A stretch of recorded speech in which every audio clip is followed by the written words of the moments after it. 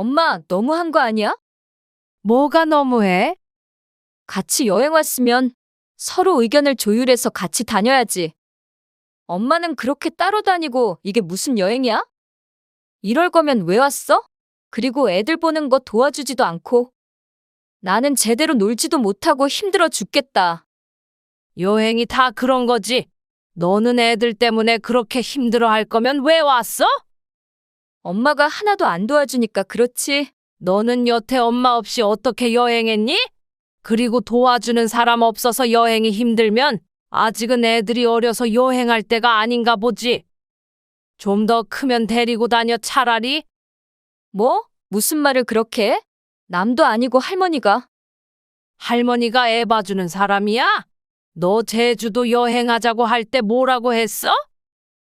엄마 칠순 기념이라고 안 했어? 그런데 너 하는 태도를 보니까 엄마는 너희 결혼 기념일 들러리나 하러 온 것 같다. 엄마가 그 정도도 못해줘? 엄마 손주잖아.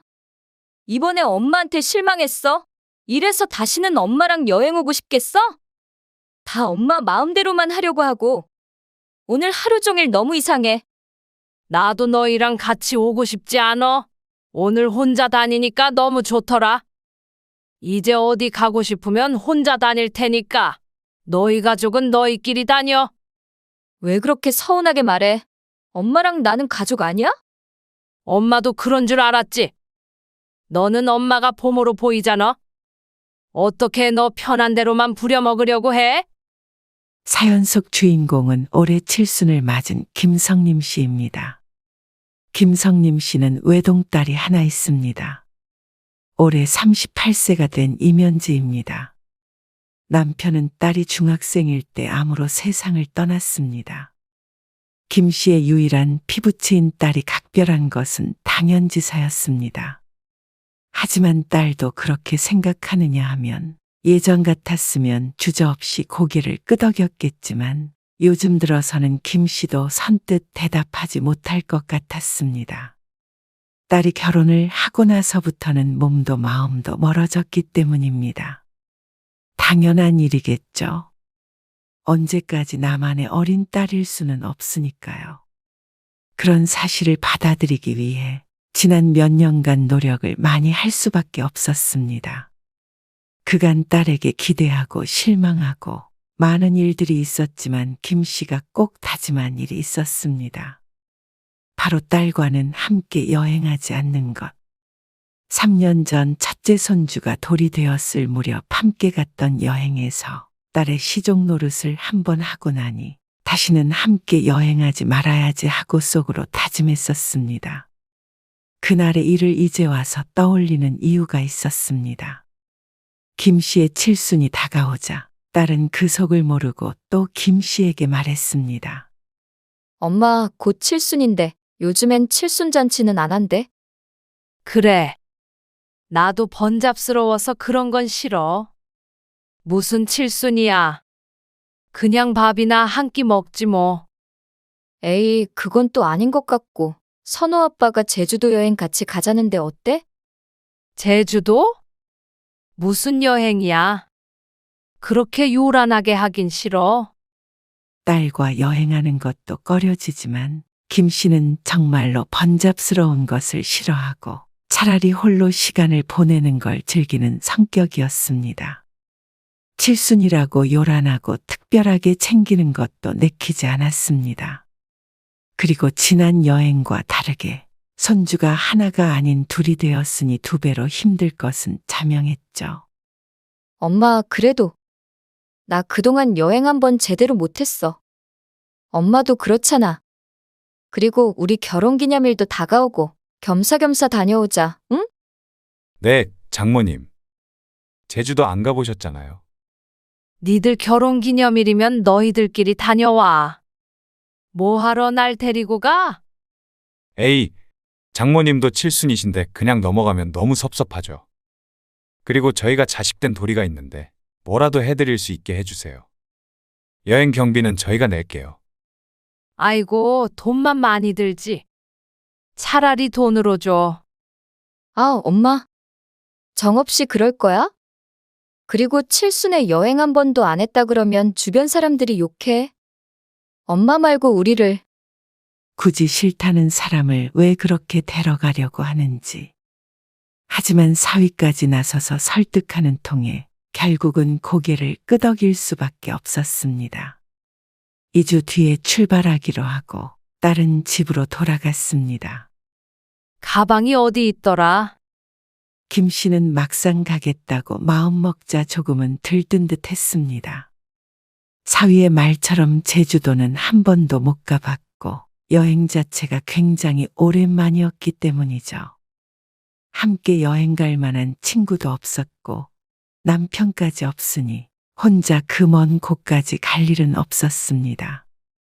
가방을 찾으며 자신도 모르게 흥얼거리던 김 씨에게 딸이 전화를 걸었습니다. 왜? 뭐 두고 갔어? 그게 아니라 내가 인터넷에서 재밌는 걸 봐서. 엄마한테 보내줄 테니까 엄마도 보고 잘 지켜. 그게 뭔데? 뭘 지켜?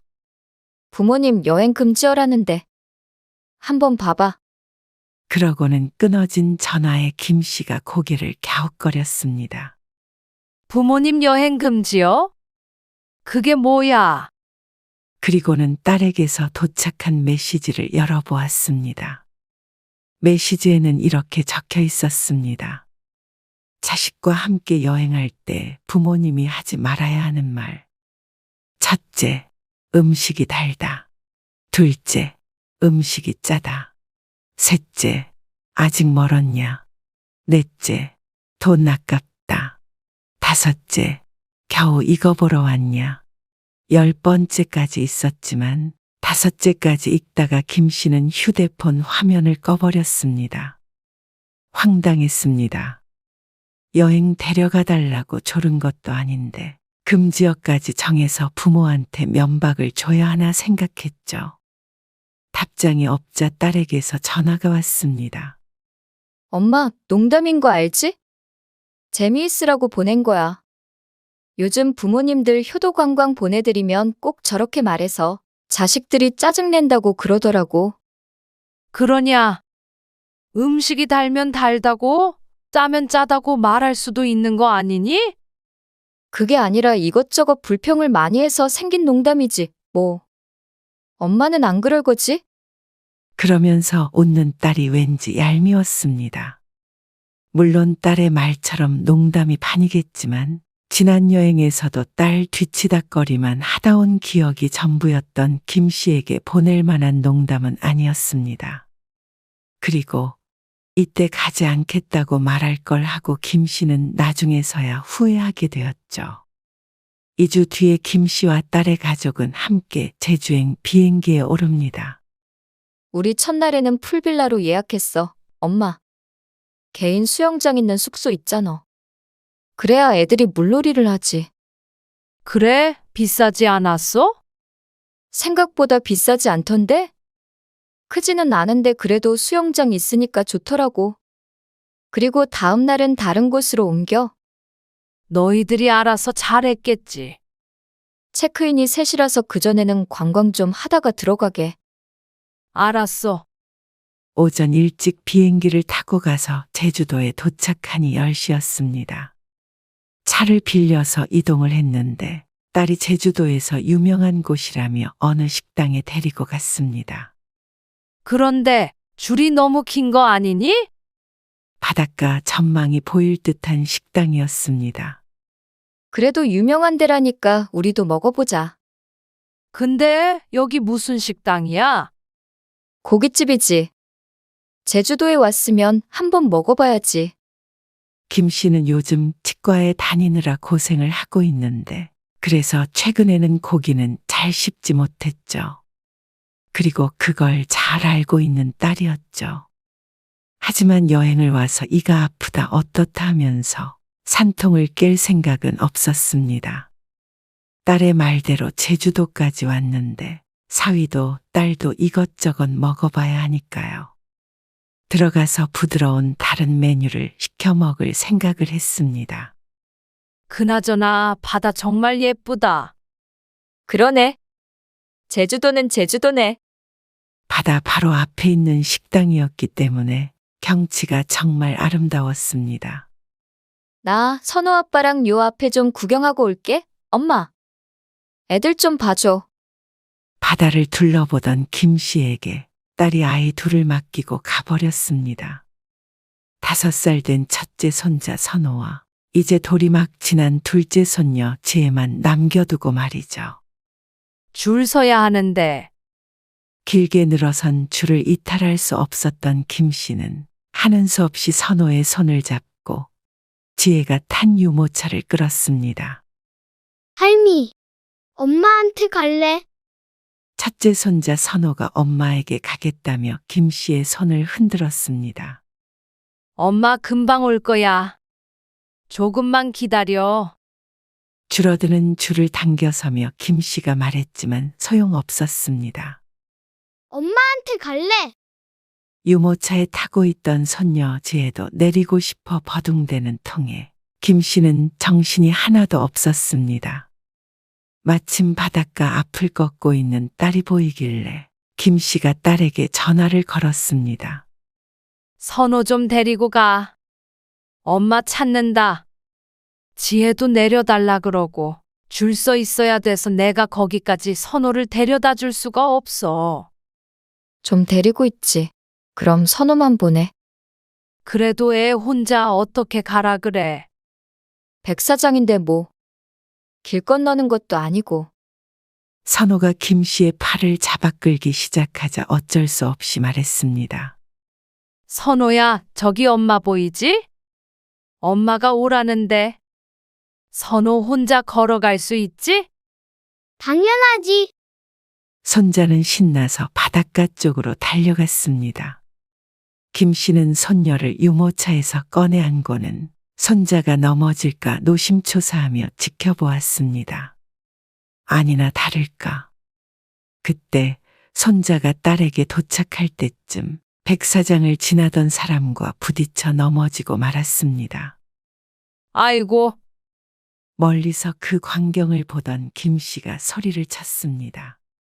모래 위라 다치진 않았겠지만 그래도 걱정이 됐죠. 딸과 행인이 이야기하더니 행인은 떠났고 딸과 사위가 손자를 안고 김 씨를 향해 왔습니다. 엄마, 선호 좀 보고 있지. 이것 봐, 무릎 까졌잖아. 선호가.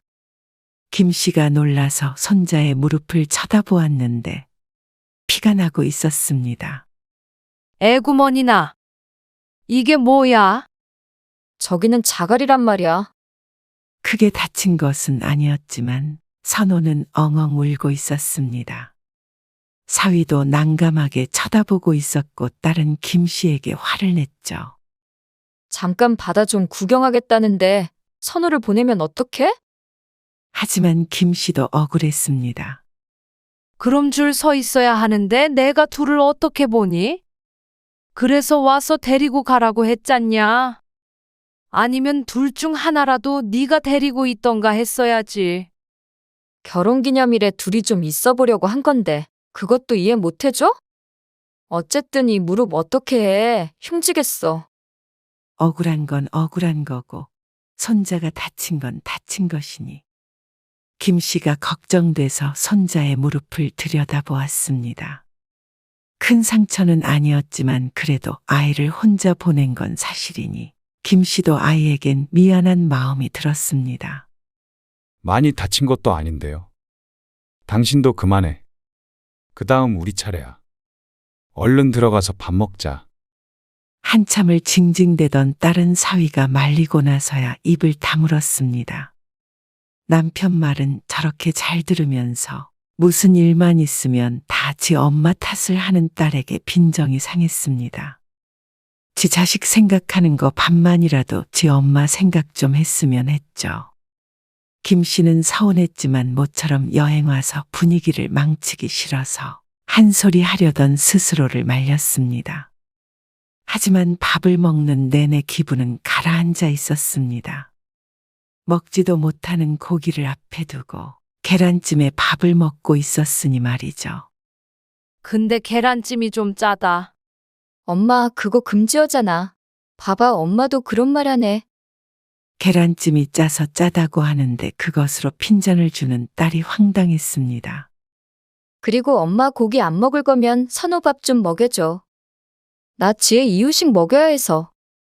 그리고 딸이 손자의 숟가락을 김 씨에게 넘겨주어서 김 씨는 그나마도 제대로 식사를 하지도 못했습니다. 아, 장모님. 지금 치과 치료 중이시죠? 저녁에도 고기 구워 먹어야 하는데 어쩌죠? 괜찮다. 난 신경 쓰지 말어. 놀러 왔으면 맘껏 먹어야지. 조개 같은 거 사서 가면 되지. 뚱하게 있던 딸도 기분이 풀렸는지 다시 제잘거렸습니다. 그래도 영지 엄마를 신경 안 쓰는 것은 아닌가 싶어서 김 씨도 기분을 풀었습니다. 손자 고기 챙겨주느라 식사도 하는 둥 마는 둥 하고 식당을 나왔습니다. 엄마, 선호 모래놀이 하고 싶대. 지혜도 같이 좀 봐줘. 한 바퀴만 돌고 올 테니까. 뭐? 지혜를 데리고 가든 선호를 데리고 가든 해. 엄마도 바다의 발이라도 좀 담그게. 아, 엄마. 조금만. 결혼기념일이라 분위기 좀 내고 올게. 10분만 보고 있어줘. 그 다음 와서 우리가 볼 테니까 엄만 그때 실컷 발 담가. 바닷가로 나온 뒤 딸은 또다시 아이들만 남겨두고 사위와 함께 사라졌습니다. 저런 나쁜 기집애. 이러려고 자신을 데리고 왔나 싶었습니다. 어쩐지 지난 여행이 생각이 났습니다. 그 당시도 이렇게 선호를 맡겨두고 사위와 함께 둘만 여행을 즐기기에 다시는 같이 가지 말자 다짐했었죠. 칠순이 어쩌고 저쩌고 하더니 중요한 건 김 씨의 칠순이 아니라 자신들의 결혼 기념일이었던 것 같았습니다. 하지만 손주들이 무슨 죄가 있나요? 바다를 보고 신나서 놀고 있는 아이들을 보며 한숨을 쉬었습니다. 그렇지만 넘어질까, 물에 빠질까 전전긍긍하며 볼 수밖에 없었죠. 10분 있다가 온다던 딸은 30분이 지나서야 돌아왔습니다. 엄마, 이제 엄마 좀 놀다 와. 애들 우리가 볼 테니까. 어딜 가서 혼자 놀다 오라는 말인지. 애들 보느라 지쳐서 멀리 가고 싶지도 않았습니다. 하지만 여기까지 와서 그냥 돌아가기엔 너무 아까웠죠. 그래서 딸네 가족을 남겨두고 백사장을 걸었습니다. 바다를 보니 마음이 뻥 뚫리는 듯 했습니다. 기분이 들뜬 김 씨가 물에 발을 담가 볼까 하고 신발을 막 벗으려던 찰나에 딸이 멀리서 소리쳤습니다. 엄마, 선우 추운가 봐. 코 나와. 5분도 안 됐는데 돌아오라고 소리치는 딸을 보며 김 씨가 한숨을 쉬었습니다. 너희들끼리 가 있어. 아직 발도 못 담갔어. 열이 받아서 김 씨도 소리쳤습니다. 빨리 들어가서 체크인 해야지. 들어가서 수영장에 발 담그면 되잖아. 선호 감기 걸리겠어. 기가 막힌 딸의 말에 다시 신발을 신었습니다. 자신의 팔자려니 했습니다. 그러게 내 팔자에 무슨 여행이냐. 숙소로 가려고 차에 타려는데 딸이 말했습니다. 엄마, 여기 잠깐 들어가 보자. 기념품 가게인지 면세점인지 모르겠지만 주차장 옆에 굉장히 큰 상점이 있었습니다. 엄마 선물 사줄게. 칠순인데 여행으로 입 닦을 수는 없지. 딸이 웬일로 엄마 생각을 한다 싶었습니다. 그래도 선물 사준다는데 거절할 이유는 없었죠. 엄마, 이거 어때? 그걸 어디다 써? 유리로 만들어진 도라루방 장식품을 들어보이며 칠순 선물로 사주겠다는 딸. 필요 없다고 해도 소용이 없었습니다. 비싸기만 하다. 돈 아까워. 또 금지어 쓴다. 그놈의 금지요. 하지만 작은 도라루방 세트가 10만 원 가까이 했습니다. 이쁜데 뭐. 엄마 집 장식장 위에다가 올려놓으면 되지. 멋대로 결제까지 마친 딸이 도라루방을 김 씨의 품에 안겼습니다. 그러더니 다시 김 씨에게 말했습니다. 이제 엄마도 우리 결혼기념일 선물 사줘. 뭐? 기브앤테이크 몰라? 우리도 기념일이니까 사줄 거지? 애교스럽게 말한 딸이 선글라스 2개를 들고 와서 말했습니다. 이거 커플로 할게. 참나, 마음대로 해라. 감사합니다, 장모님.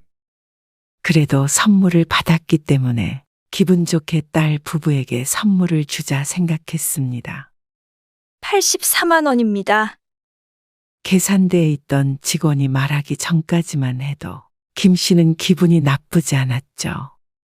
네, 84만 원이요? 네, 하나에 42만 원이에요. 김 씨는 당황했습니다. 딸을 쳐다보았지만 가격을 알고 있었는지 싱글벙글한 표정이었습니다. 김 씨 뒤에 계산하려고 줄 선 사람들이 있어서 얼떨결에 카드를 주고 계산을 했습니다. 눈 깜짝한 사이에 코가 베인 기분이었습니다. 너는 도라루방 사주고 엄마한테는 이렇게 비싼 걸 사달라 그래? 날강도 아니니? 딸에게 볼멘 소리를 하자 옆에 있던 사위가 멋쩍게 웃었습니다. 결혼기념일이잖아, 엄마. 2번만 결혼기념일 했다가는 내가 거덜나겠다. 고마워, 엄마. 이왕 돈을 냈고 옆에 사위도 있으니 김 씨는 더 이상 왈가왈부하지 않았습니다. 사위에게 쪼잔해 보이고 싶지 않았습니다. 숙소에 도착했을 땐 왠지 너무 지쳐서 침대에 누워 쉬고만 싶었습니다. 하루가 무척 길게 느껴졌죠.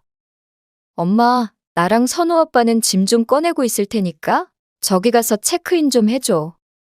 관리실이 다른 건물에 있었는데 딸의 부탁을 받고 김 씨 혼자서 관리실로 들어갔습니다. 그런데 들어가서 황당한 이야기를 들었죠. 원래 2인실이라 추가 요금을 내야 한다는 말이었습니다. 그것도 인원 추가 요금과 숯불값, 온수값 등을 모두 합해서 20만 원을 내야 한다고 했죠. 방값이 생각보다 비싸지 않았다 그러더니 이렇게 추가 요금을 많이 내면 굉장히 비싼 축에 낄 듯했습니다. 그래도 딸이 낸 방값이 더 비쌌을 것이기 때문에 결국 김 씨 지갑에서 20만 원이 나갔습니다. 오늘만 해서 김 씨는 100만 원을 넘게 쓰게 되었죠. 어쩐지 제주도 여행 경비를 자신이 내고 있는 듯한 기분이었습니다. 그리고 나서 숙소로 들어가 쉬려고 하자 딸이 말했습니다. 엄마, 애들이랑 수영 좀 해. 무슨 수영이야? 안 해. 너희들끼리 해. 우린 맥주 한잔 하게. 엄마가 애들 좀 데리고 놀아. 딱 한숨 자면 좋을 것 같았지만 옆에서 손자 선호가 졸라대는 바람에 조용히 누워있을 수도 없었습니다. 엄마 좀 쉬자. 왜 여행 와서 쉬어? 나중에 집에 가서 쉬어. 여행 왔으면 좀 즐겨야지. 결국 10분 뒤 김 씨는 수영장에서 아이들과 함께 물놀이를 하게 됐죠. 물론 물놀이는 손주들이 하고 김 씨는 아이들을 돌보는 역할이었습니다. 한참을 그렇게 물속에 있다가 아이들 손가락이 쭈글쭈글했을 때쯤 딸에게 말했습니다. 애들 이제 나가야 할 것 같은데 데리고 가서 씻겨라. 그러니 딸의 대답이 가관이었습니다. 엄마도 씻어야 되니까 그냥 다 데리고 씻으면 안 돼? 나 술 마시고 있잖아. 어떻게 둘을 씻겨? 지혜만이라도 네가 씻겨 그럼. 그러자 딸이 궁시렁궁시렁 자리에서 일어납니다. 에이, 술 마시다가 중간에 일어나는 게 제일 싫은데. 어처구니가 없었습니다. 아이들 뒤치다꺼리는 모두 김 씨에게 맡겨둔 채로 혼자 천하태평이었습니다. 그러는 사위도 마찬가지였습니다. 얼른 씻기고 와. 기다리고 있을게. 둘이 한 명씩 씻기면 되잖아. 사위에게 말하자 사위도 황당한 대답을 했죠. 아, 전 애들 안 씻겨봤는데. 첫째가 벌써 5살인데 애들을 안 씻겨봤다니. 엄마, 선호는 엄마가 시켜. 선호 아빠한테 맡기기 불안해. 그러고는 손녀를 데리고 작은 방 욕실로 들어갔습니다. 결국 김 씨가 선호를 데리고 거실 욕실로 들어갔죠. 아무래도 이번 여행도 잘못된 것 같았습니다. 제일 큰 문제는 엄마를 종처럼 부리는 딸이었습니다. 내일 하루 더 있다가 가야 하는데 벌써부터 내일이 걱정이 됐습니다. 씻고 나와서 사위가 고기 구울 준비를 하는데 딸이 말했습니다. 아, 조개 사오는 걸 깜빡했네. 여기는 고기밖에 안 팔던데. 점심도 먹는 둥 마는 둥에서 김 씨는 몹시 배가 고팠습니다. 자기가 시내 나가서 뭐 좀 사올래? 나 술 마셨잖아. 아, 맞다. 이제 김 씨는 포기 상태였습니다. 자신의 칠순을 위한 여행이 전혀 아니었습니다. 가족 여행의 들러리로 껴서 뒤치다꺼리를 해주는 역할로 따라다니는 것에 불과했습니다. 먹는 것 가지고도 이렇게 서운한 일만 생기니 자신이 쪼잔한 건지 자식이 무관심한 건지 숙소가 외진 곳에 있어서 운전을 해야만 나갈 수 있었기 때문에 다른 방법이 없었습니다. 사위가 관리실에 문의해서 작은 참치캔 하나를 사왔습니다. 결국 김 씨는 제주도까지 와서 점심은 계란찜, 저녁은 참치캔을 먹었습니다. 고기를 못 먹는 자신의 탓이겠지만 제주도에 먹을 게 고기밖에 없는 것도 아닌데 왠지 모르게 서러웠습니다. 아이들은 물놀이를 하느라 지쳐 일찍 잠들었고 딸과 사위는 맥주를 마시느라 정신이 없었습니다. 김 씨는 너무 피곤해서 같이 어울릴 수도 없었습니다. 나 먼저 잠아. 아, 엄마. 우리가 애들하고 침대에서 잘 테니까. 엄마 편하게 거실에서 자. 여분 이불 주던데? 큰 침대 2개가 붙어 있는 방이 하나 있었는데 그곳에서 딸 가족이 자겠다는 말이었습니다. 그리고 김 씨는 거실 바닥에 이불을 펴고 혼자 자라는 딸. 말이라도 방 침대에서 자라고 안 하는 딸이었습니다. 뭘 바라겠나 싶어 거실에 이불을 깔고 누웠습니다. 그리고 5분도 안 돼서 까무룩 잠이 들었죠. 하지만 너무 피곤한지 깊게 잠이 들 수가 없었습니다. 딸과 사위가 두런두런 대화를 나누는 소리를 배경 삼아 잠에 들었다 깼다 했습니다. 자기, 우리 엄마랑 같이 여행하는 거 안 불편해? 딸의 목소리에 어쩐지 정신이 맑아졌습니다. 불편하긴 하지, 장모님인데. 근데 우리 넷이서 오는 것보단 좋지. 애들 데리고 다니느라 제대로 먹지도 못하고 놀지도 못하잖아. 근데 장모님 오시니까 우리 둘이 시간 많이 보냈잖아. 그렇지. 나도 이렇게 오붓하게 맥주도 마시고 하니까 좋다. 이해해줘서 고마워. 그래. 종종 이렇게 어머니 모시고 오자. 에이, 차라리 다음에는 엄마한테 애들 맡기고 우리 둘이 오자. 김 씨는 조용히 둘의 대화를 들었습니다. 근데 어머니 칠순이신데 우리 때문에 너무 못 즐기신 거 아닐까? 엄마 칠순이기도 하지만 우리 결혼기념일이잖아? 그래도 칠순은 한 번뿐이잖아. 여보, 우리 결혼 7주년 기념일도 한 번뿐이잖아. 그러면서 웃는 딸을 한 대 때려주고 싶었습니다. 그럼 어머니 용돈이라도 드려야 하지 않을까? 아까 선물 드렸잖아. 그래도 우리는 너무 비싼 거 받았잖아. 일부러 비싼 거 산 건데 용돈을 또 드리면 어떡해? 그럼 수지가 안 맞지. 우리 이번 여행에 돈 많이 썼는데 그 정도는 받아도 돼. 그리고 우리 엄마 돈 쓸 데 없어. 손주들이랑 같이 여행 와서 돈 쓰는 게 엄마 낙 아니겠어? 김 씨는 눈물이 핑 돌았습니다. 나쁜 기집애. 속으로 딸을 향한 욕이 절로 나왔습니다. 우리 엄만 신경 쓰지 말어? 사위가 저렇게 말해도 무슨 말을 그렇게 하냐고 화를 내야 하는 딸이 오히려 자신을 가장 하찮게 취급한다는 사실이 너무나 서글펐습니다. 나의 금쪽 같았던 딸이 이제는 남의 가족이 되어버렸구나 생각했습니다. 딸에게 엄마는 그저 공짜로 부릴 수 있는 주변인일 뿐인 것 같았습니다. 속이 부글부글 끓었습니다. 김 씨는 뒤늦게 깨달았습니다.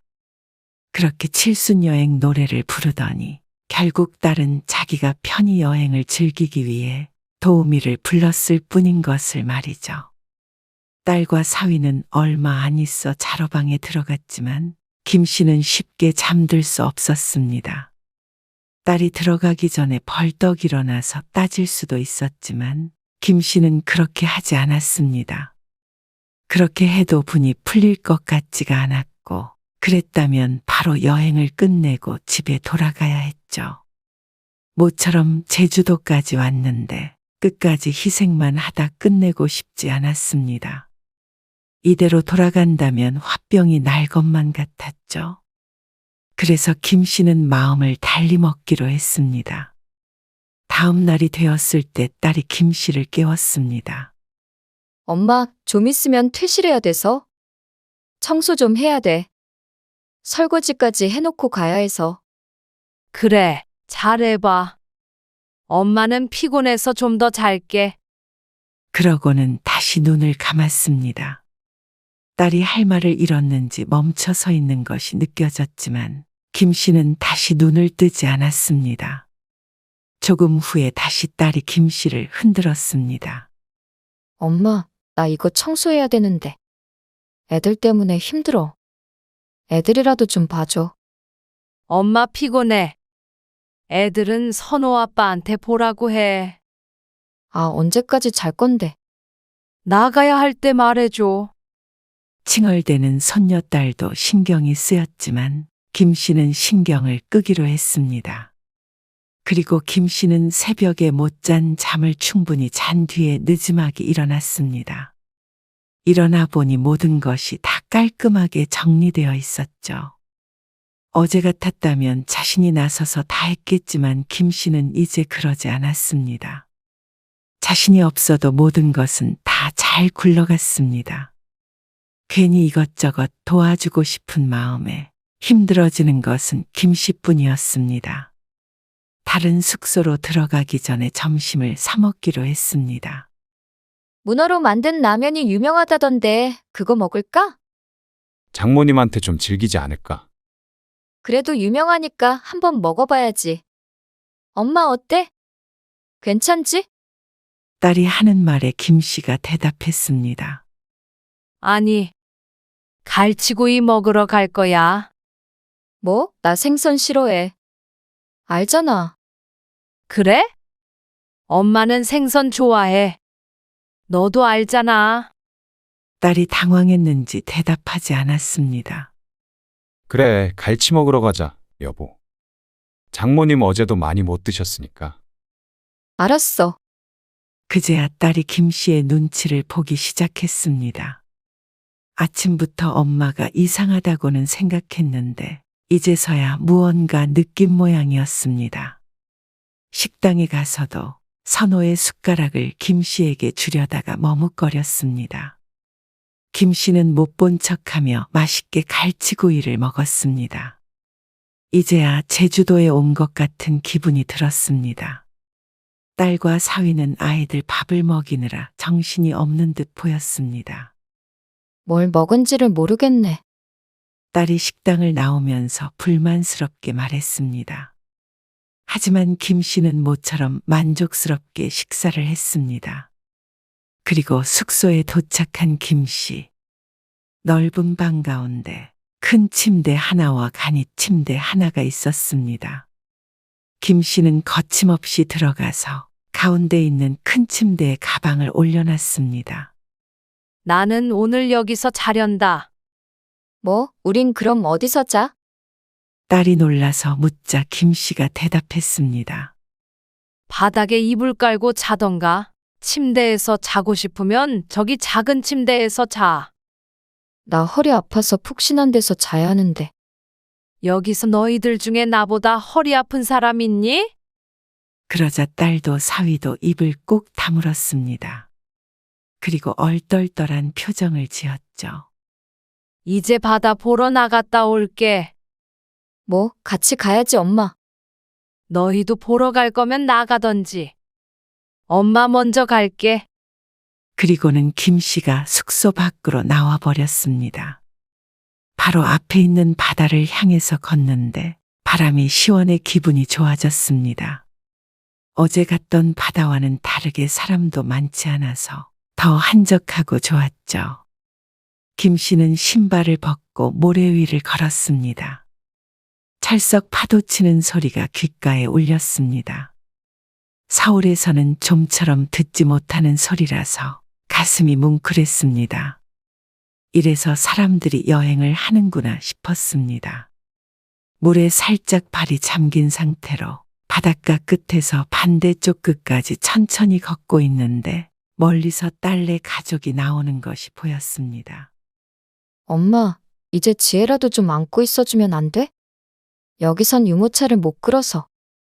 어린 손녀를 안고 있어 달라는 딸의 말에 김 씨가 단호하게 말했습니다. 니들이 봐. 엄마도 제주도 좀 즐기게. 그리고는 뒤돌아서서 걸었습니다. 고개를 돌리기 전에 봤던 딸의 울그락불그락한 표정이 기가 막혔습니다. 누가 보면 남이 자식이라도 데리고 있으라고 한 줄 알겠네. 김씨 없이 넷이서 여행해도 자기들이 봐야 할 텐데 김씨 하나 있다고 자유를 얻었다고 생각했나 봅니다. 김씨는 충분히 바닷가에서 시간을 보내다가 숙소로 들어갔습니다. 오후에는 관광을 간다고 했는데 김씨는 사람 많고 정신없는 데는 싫어서 숙소에 있고 싶었죠. 관광은 너희들끼리 다녀와. 엄마는 여기서 좀 쉬다가 바닷가 가서 커피 한 잔 마시게. 또 따로 다니자고. 왜 그러는 거야? 같이 가야지. 어제 실컷 같이 다녔잖아. 엄마도 같이 가야 우리도 뭐라도 좀 보지. 엄마가 애 봐주는 사람이야? 그런 말이 아니잖아. 딸은 납득하지 못하는 표정으로 마지못해 아이들을 데리고 나갔습니다. 김 씨는 조금 쉬다가 바닷가로 나가서 커피도 마시면서 시간을 보냈죠. 이렇게 있어 보니 혼자서 여행하는 것도 무척 좋을 것 같았습니다.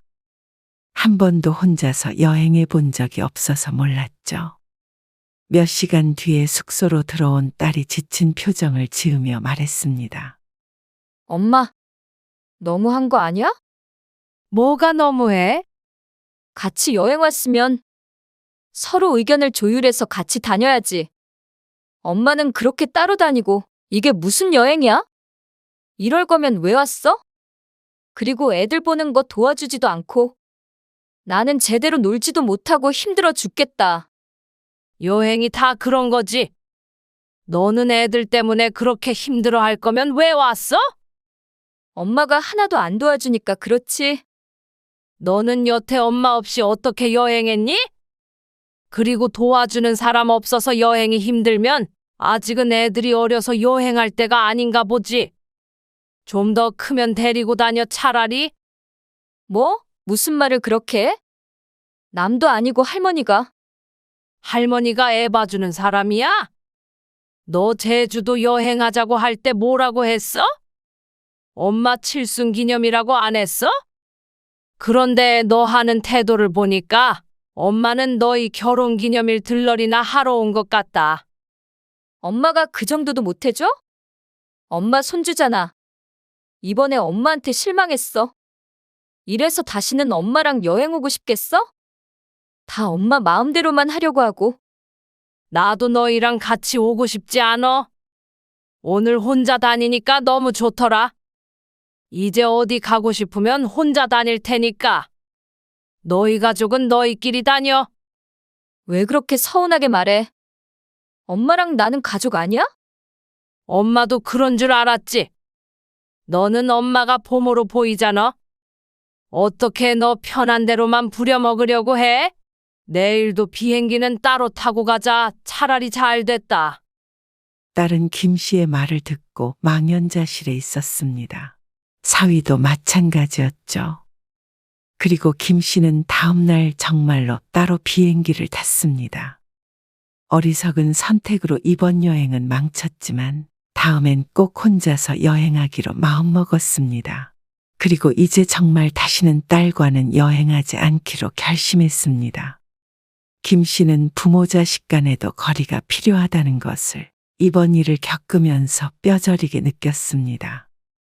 그리고 부디 딸도 같은 것을 느끼는 계기가 되었으면 했죠.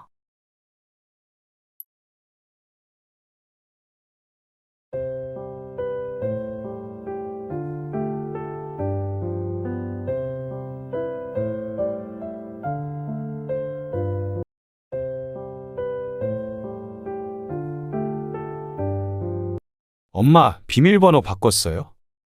중요한 약속이 있어서 채민이 좀 맡기려고 했더니 너무한 거 아니에요?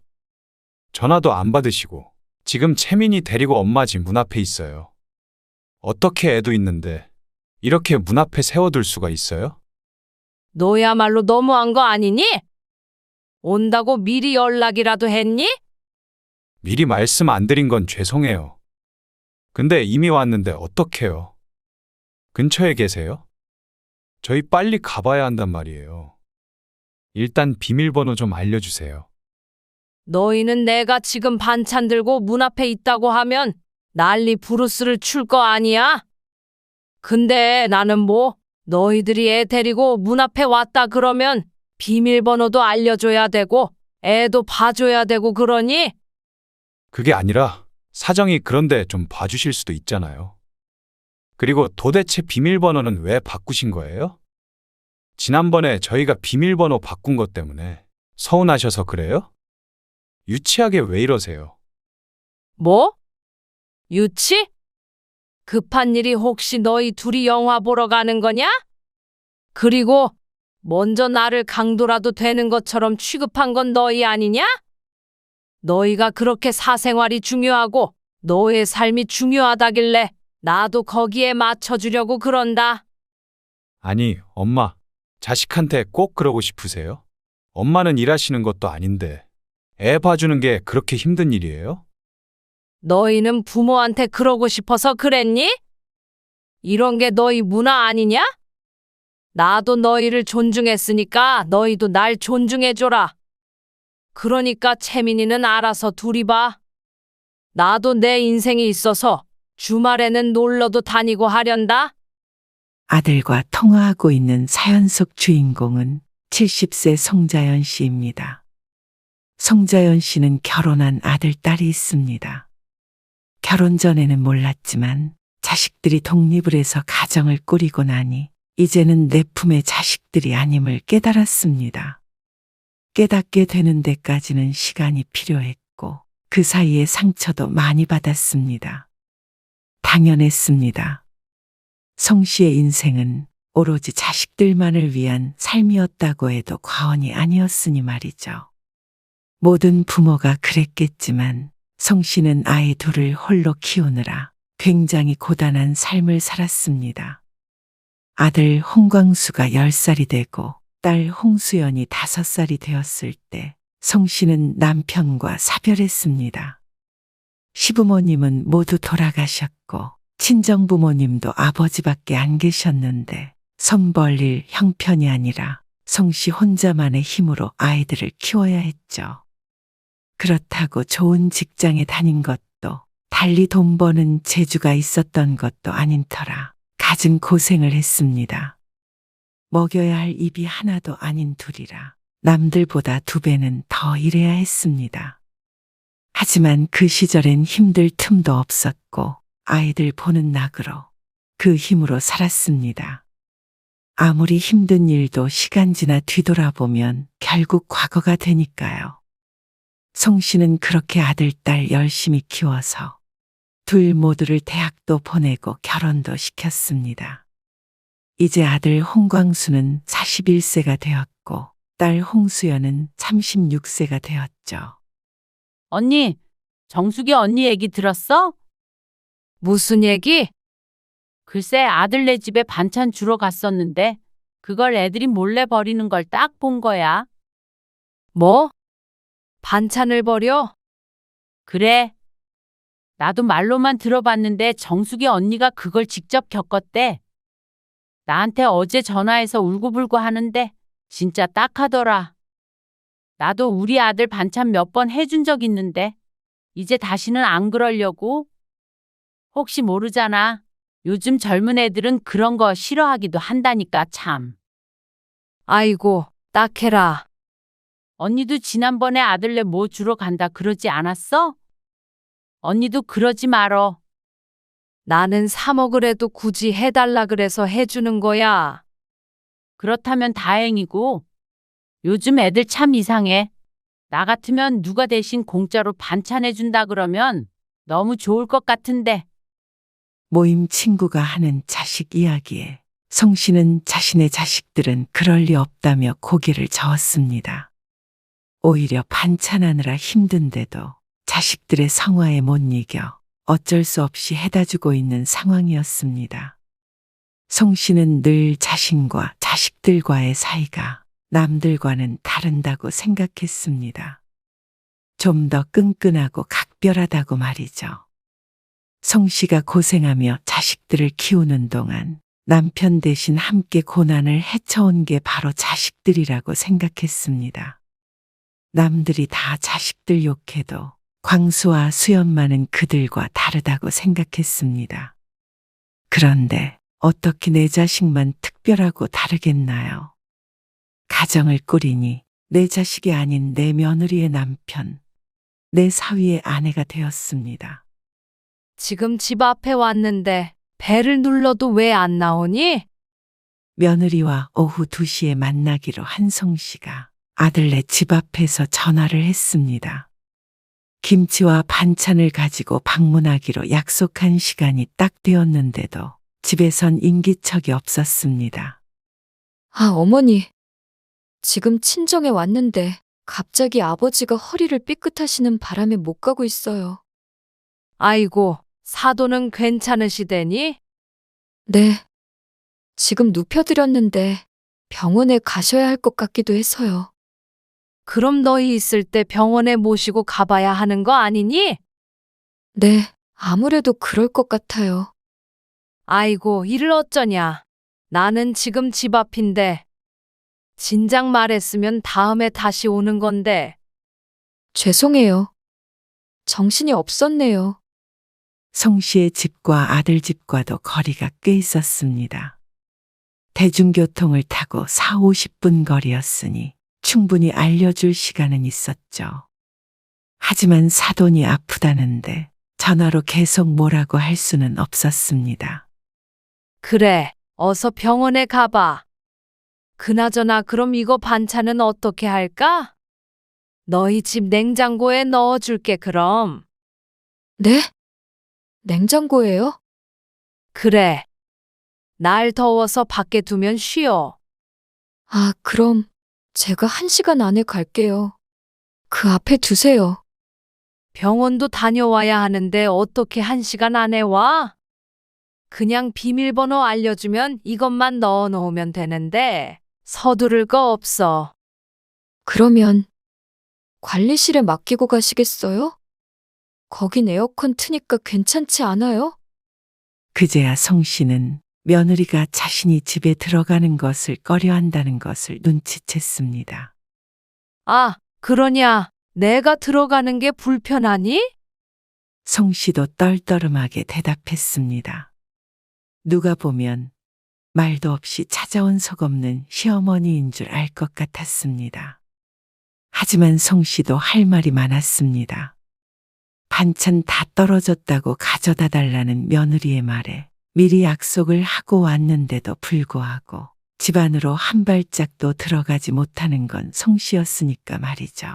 그런 게 아니라요. 집에 아무도 없으니까요. 차라리 미리 말이라도 해줬다면 집에서 출발을 하지 않을 것인데 말이죠. 이 땡볕에 이것저것 바리바리 싸들고 오느라 힘들었는데 경비실에 맡기고 가라니 자신이 택배기사라도 된 것 같은 기분이었습니다. 알았다. 경비실에 맡기마. 그때 아들이 며느리의 전화를 바꿔들더니 말했습니다.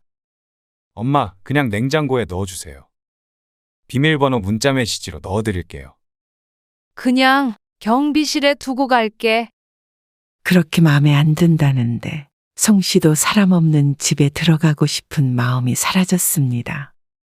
아니에요. 밖에 두면 쉰다면서요. 그리고 다음부터는 저희가 가지러 갈게요. 송 씨도 차라리 그게 좋았습니다. 그러면 이렇게 생고생을 안 해도 되니 말이죠. 그래서 몇 번이나 직접 가지러 가라고 했지만 바쁘다 어쩐다 하며 갖다 달라고 한 건 아들과 며느리였습니다. 알았다. 이것만 넣어놓고 나오마. 5분도 안 걸려. 송 씨도 빈정이 상해서 그냥 문 앞에 두고 뒤돌아서고 싶었지만 오전 내내 고생해서 만든 반찬이 다 쉬어버릴까 싶어서 할 수 없이 아들이 보내준 비밀번호를 치고 안으로 들어갔습니다. 집안에 머문 시간은 5분이 채 안 됐습니다. 송 씨는 자신도 모르게 서두르게 됐습니다. 반찬들을 냉장고에 넣는데 자꾸 초조한 마음에 시계를 보게 됐습니다. 그리고 나서 집 밖으로 나왔습니다. 도둑질을 하러 온 것도 아닌데 괜히 눈치가 보였습니다. 이게 다 자신을 말없이 집에 쳐들어온 강도 마냥 취급한 아들과 며느리 때문이었습니다. 다시 버스를 타고 집으로 돌아오는 길엔 괜히 입안이 썼습니다. 해준 반찬을 버리는 게 나쁜 걸까? 집에도 못 들어오게 하는 게 나쁜 걸까? 친구가 했던 말을 떠올리며 아들 며느리의 행동에 대해 생각해 보게 됐습니다. 그래도 이해하려고 했습니다. 요즘은 송 씨가 살던 때랑 다른 걸 알기 때문입니다. 그렇게 집으로 돌아오는데 아들에게 전화가 왔습니다. 집에서 나와서 버스 타고 가고 있다. 그러니 아들이 망설이며 말했습니다. 네, 감사해요. 오늘 일은 저희가 약속을 어긴 거니까 죄송했어요. 근데 저희도 사생활이 있으니까 애엄마가 비밀번호 안 알려줬던 거는 너무 서운하게 생각하지 마세요. 사과를 하는 것 같지만 들어보면 결국 며느리 편을 드는 것이었습니다. 애엄마도 나쁜 뜻으로 그런 거 아닌 거 아시죠? 자신을 불편해하는 며느리는 그래도 이해가 됐습니다. 내 자식이 아니니까요. 하지만 오히려 이렇게 말하는 아들이 더 미웠습니다. 그래. 그냥 이제는 반찬 가지러 너희가 와라. 송 씨도 이제는 그 집에 가고 싶은 마음이 사라졌습니다. 알겠어요. 안 그래도 애엄마랑 그렇게 하기로 했어요.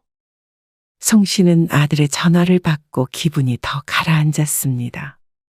집 밖을 나선 지도 3시간이 다 되어 가는데 아들 며느리 얼굴을 콧배기도 못 보고 불청객 취급을 받았으니 기분이 좋을 리가 없었죠. 그냥 그러려니 하자 애써 생각했습니다. 어떻게 생각해보면 별것 아니었으니까요. 그리고 이제 그냥 적당한 거리를 유지하기로 마음먹었습니다. 그래야 서로 기대할 일도 서운할 일도 없으니 말이죠. 집에 도착해서 보니 송 씨의 집에 딸 수연이 와 있었습니다. 연락도 없이 어쩐 일이야? 그냥 왔어. 약속 시간까지 시간이 좀 남아서. 엄마, 무슨 일 있었어? 표정이 안 좋네. 딸을 보자 하소연이 절로 나왔습니다. 오늘 아들네 갔다가 겪은 일을 딸에게 말해 주었습니다. 그러니 딸이 송 씨에게 말했습니다. 그래서 반찬만 놓고 그냥 나온 거야? 언니도 너무했네. 아무리 정신이 없었어도 미리 말을 해줘야지. 그러게. 비밀번호도 말해주기 싫어서 경비실에 맡기고 가래잖아. 근데 엄마, 비밀번호 알려주는 건 좀 그렇긴 해. 나도 우리 시어머니가 비밀번호 알려달라 그러면 아이고, 절대 싫어. 뭐? 그냥 막무가내로 찾아간 게 아니라니까 그러네. 아니, 상황은 그러긴 했지만 그러면 비밀번호 알고 있다고 다음부터는 비밀번호 치고 들어오실 거 아냐?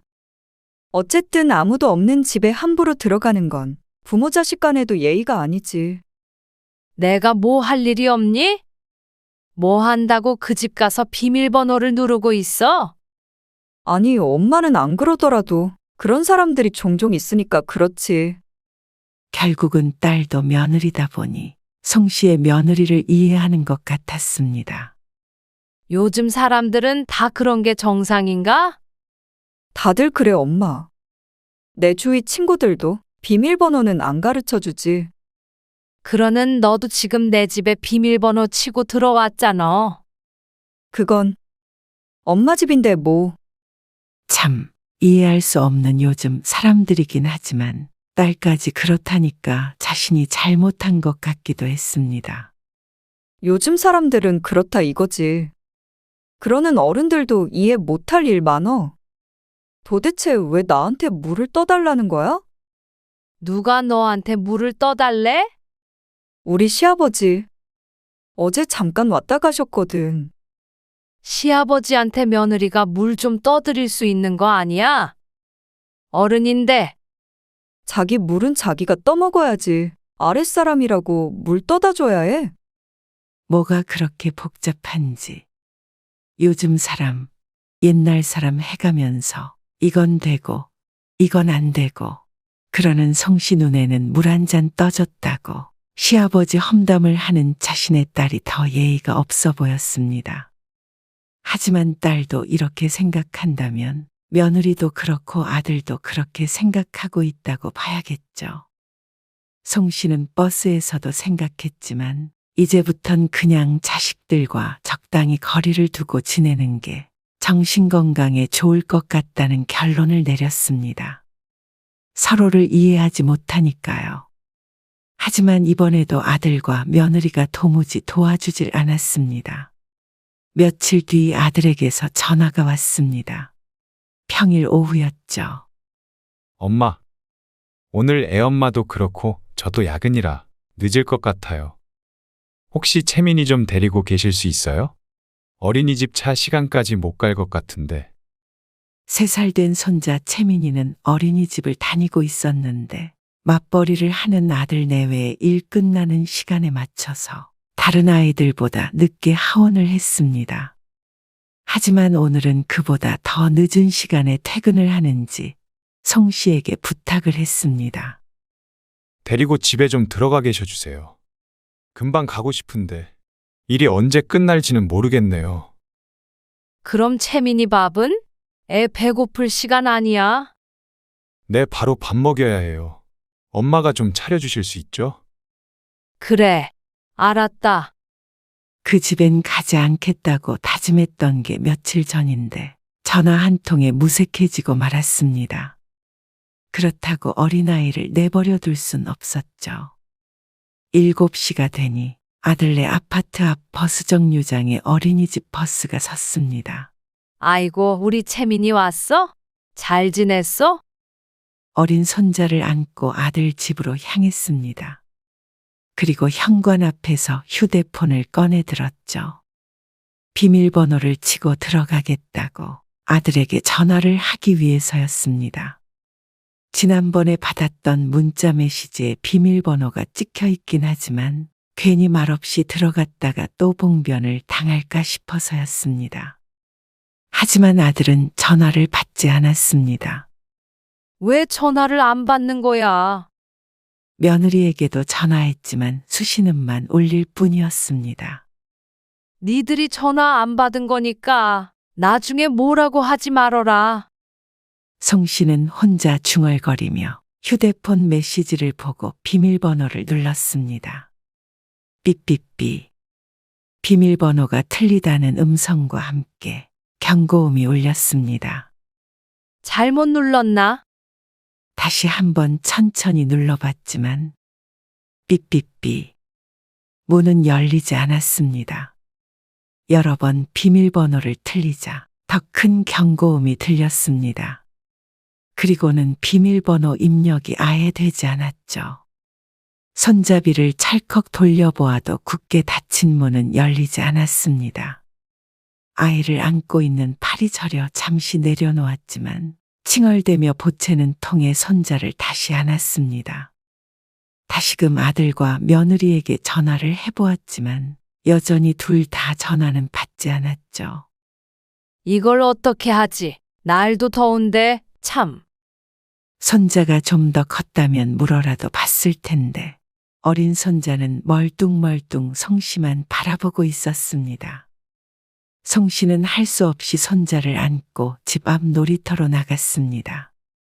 아이는 신났지만 성씨는 뒷공무니를 따라다니며 채민이의 땀을 닦아주고 모기를 쫓느라 정신이 없었습니다. 그렇게 1시간 넘게 흘렀을 때 아들에게 전화가 왔습니다. 너 왜 전화를 안 받아? 일하고 있었죠. 왜 그러세요? 채민이는요? 채민이 나랑 같이 놀이터에 있어. 문이 안 열리는데 고장난 거 아니냐? 그러자 잠깐의 정적이 흐르고 아들이 대답했습니다. 아, 비밀번호 바꿨는데 말씀드리는 걸 깜빡했어요. 그러자 성씨는 머릿속이 복잡해졌습니다. 지난번에 다녀간 게 일주일이 안 됐는데 지 엄마가 다녀갔다고 비밀번호를 바꾼 것인가 싶었죠. 성씨는 기가 막혔습니다. 비밀번호를 바꿨으면 미리 말을 해줘야지. 채민이랑 밖에서 얼마나 기다린 줄 알아? 아, 왜 밖에 계세요? 애 데리고. 근처 카페라도 들어가 계시지. 날도 더운데. 채민이 괜찮아요? 놀이터에 모기 많아요. 네 엄마는 걱정도 안 되니? 그러게 진작 연락을 줬으면 됐잖아. 일하고 있었다니까요?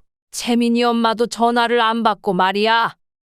아, 채민이 엄마도 바빴나 보죠. 짜증을 내는 아들 때문에 열불이 났습니다. 죄송하다는 말 한마디 없이 지 자식만 챙기는 자식에게 서운했습니다.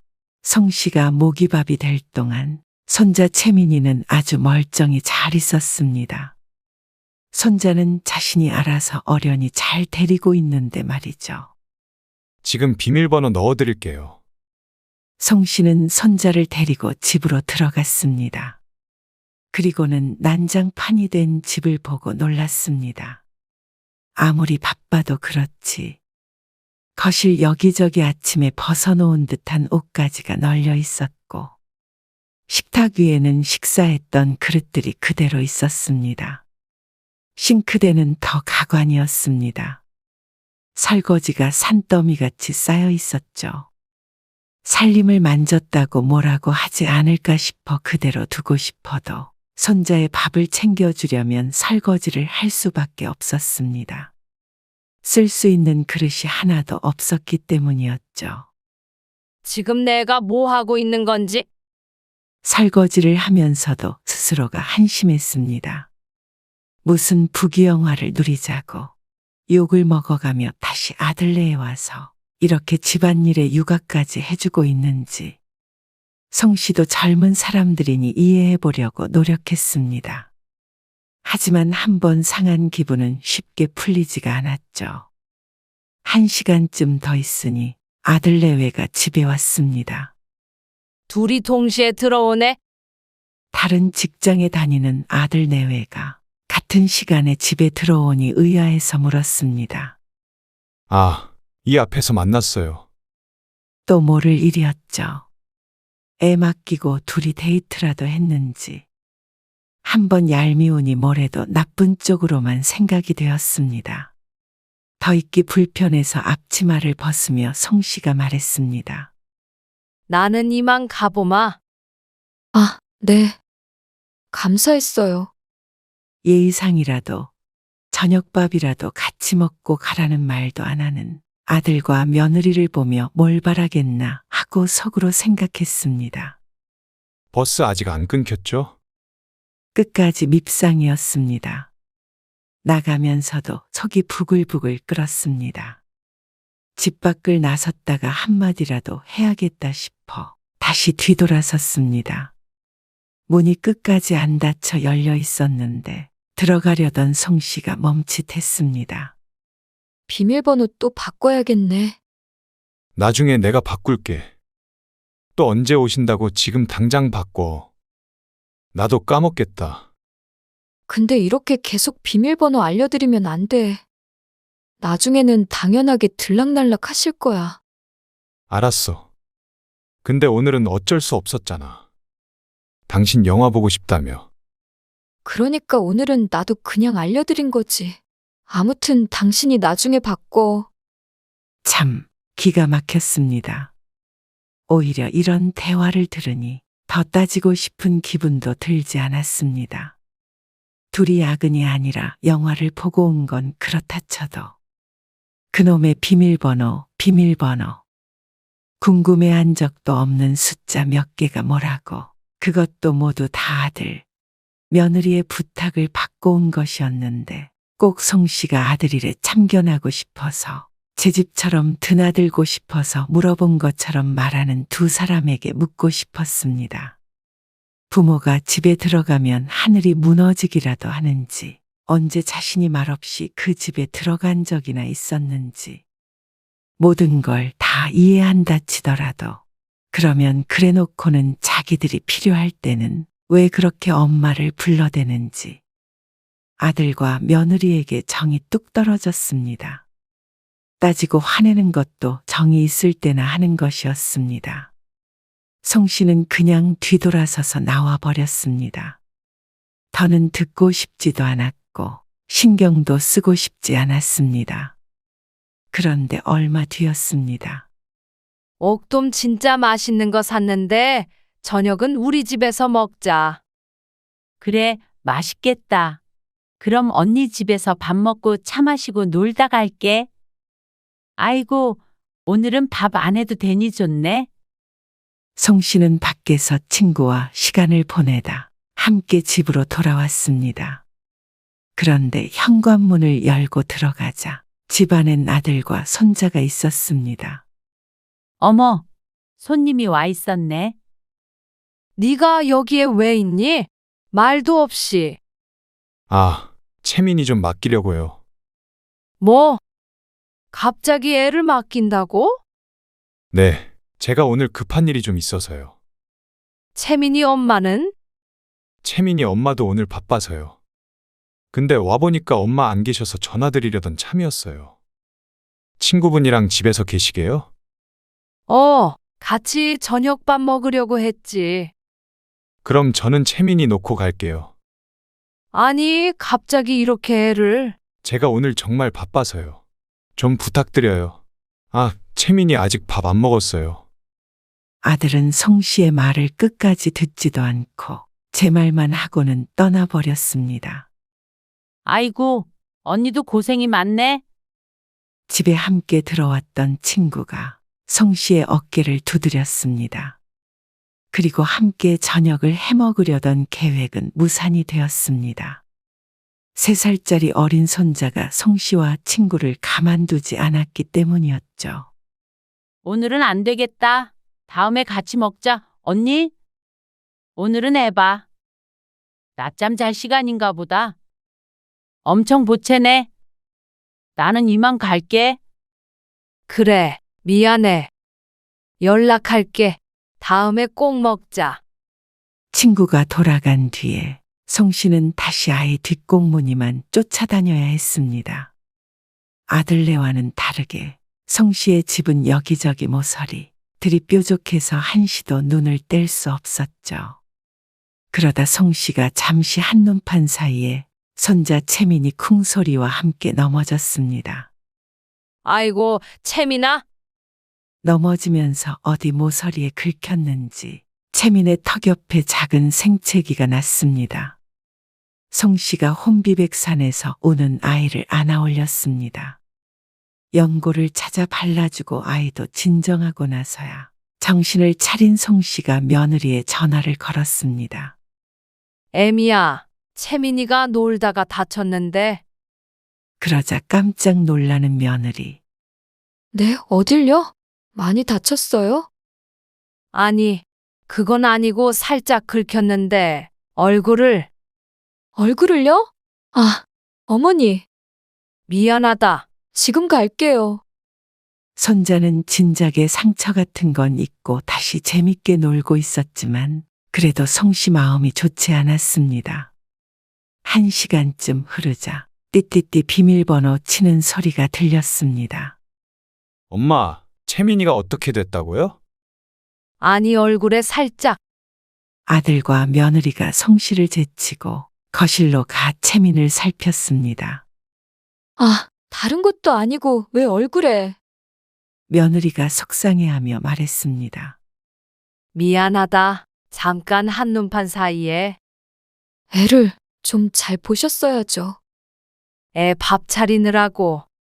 그러게 잘 좀 봐주시라고. 다른 사람이 아니라 어머니한테 맡기는 건데. 속상해하는 며느리 마음은 이해가 갔지만 성 씨도 억울했습니다. 누가 맡겨달라고 한 것도 아니고 송 씨도 손자를 사랑하는 마음과는 별개로 애를 보는 일은 힘들고 싫었습니다. 이러면 제가 어떻게 어머니한테 애를 믿고 맡겨요. 송 씨는 기가 막혔습니다. 부모 입장에서는 상처가 크고 작고에 상관없이 속이 상하겠지만 작은 상처 하나 난 것으로 부모에게 이런 말을 하는 것도 요즘 사람들이라 이해해야 하나 싶었습니다. 상처도 안 크고 약도 발라놨어. 그래도 너무 속상하네요. 어머니, 더 나쁜 건 아들이었습니다. 강 건너 불 구경하듯이 며느리에게 욕먹는 엄마를 쳐다만 보고 있었습니다. 어머니, 다음부터 주의 좀 해주세요. 다음엔 이런 일 없게 하라는 며느리의 말을 듣고 어이가 없어 말도 안 나왔죠.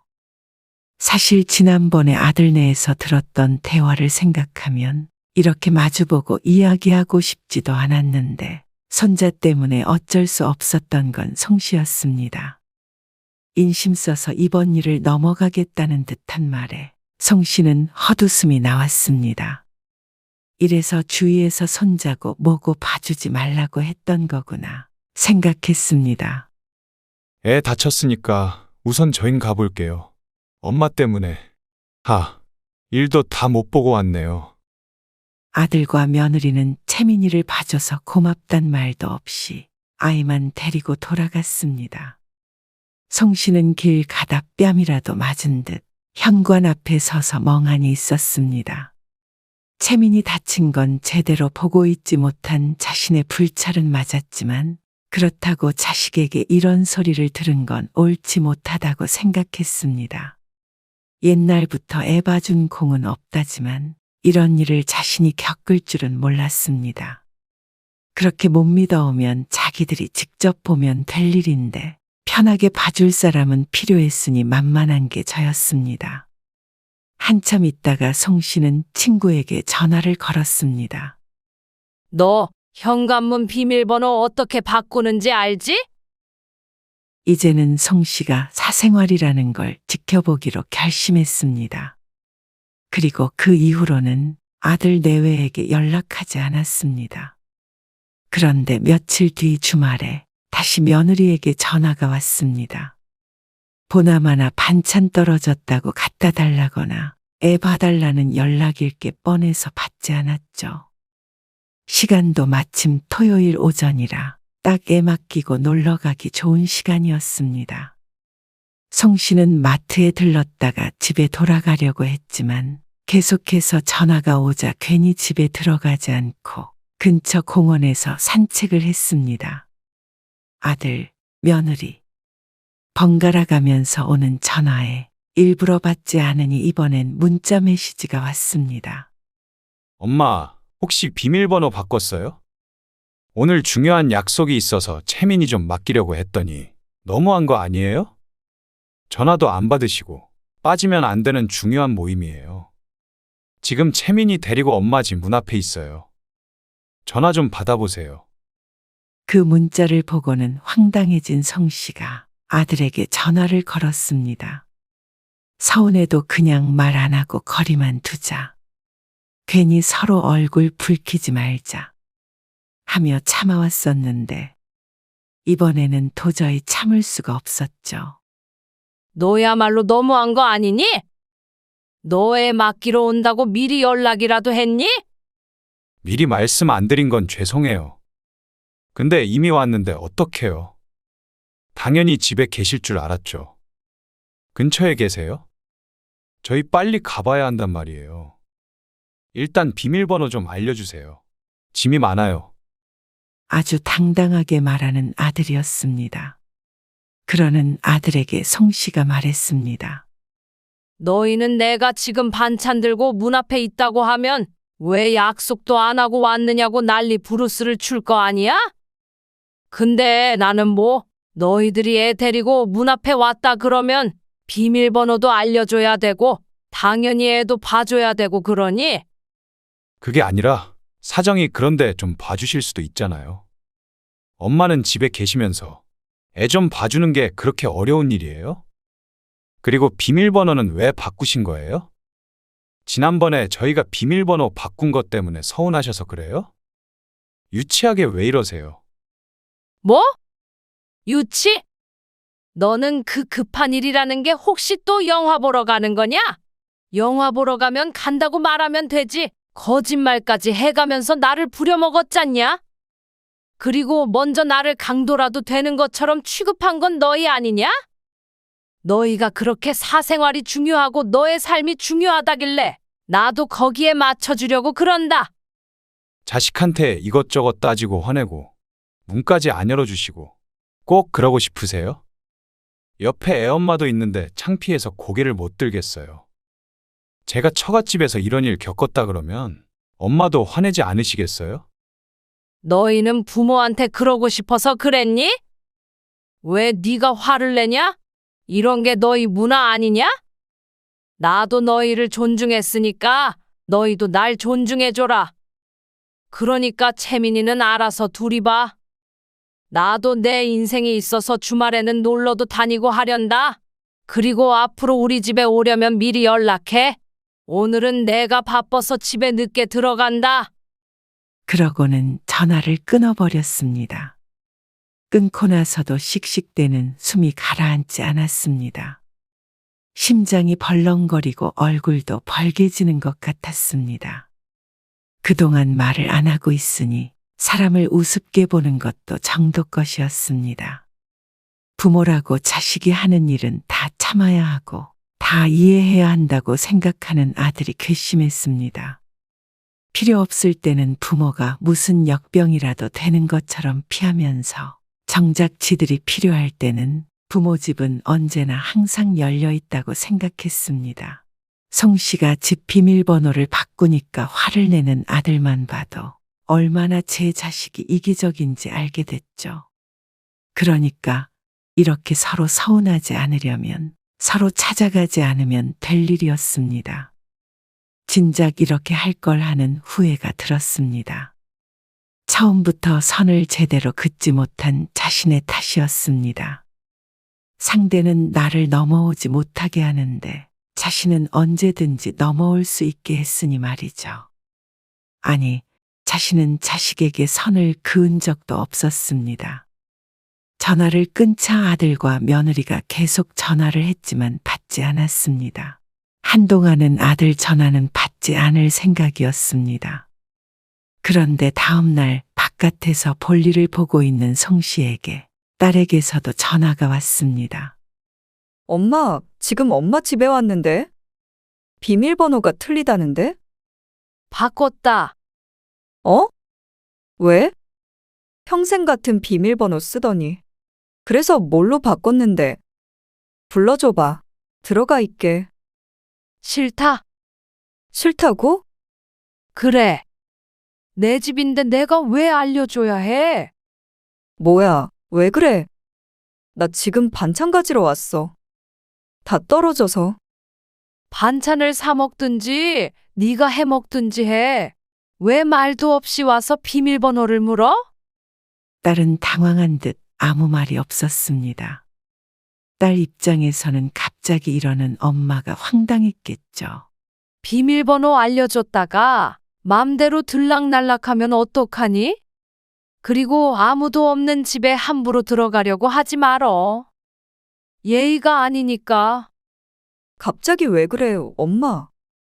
무슨 일 있었어? 이제 정신 차려서 그런다. 왜? 나도 너희들처럼 당연히 불편해. 부모라고 자식이 무조건 편하기만 한 줄 알아? 너도 이제 볼 일 있으면 며칠 전부터 내 일정 물어보고 허락받고 나 있을 때 와서 초인종 눌러. 알겠소? 엄마, 딸이 송 씨를 불렀지만 송 씨는 제 할 말만 하고 전화를 그렇게 끊어버렸습니다. 아들도 그렇고 딸도 그렇고 갑작스런 송 씨의 행동에 당황도 하고 화도 나고 상처도 받을 수 있겠죠. 하지만 송 씨도 요즘에는 그렇게 해야 한다길래 그 모든 과정을 겪으면서 적응해 갔으니 송 씨의 자식들도 차차 적응을 하게 되겠죠.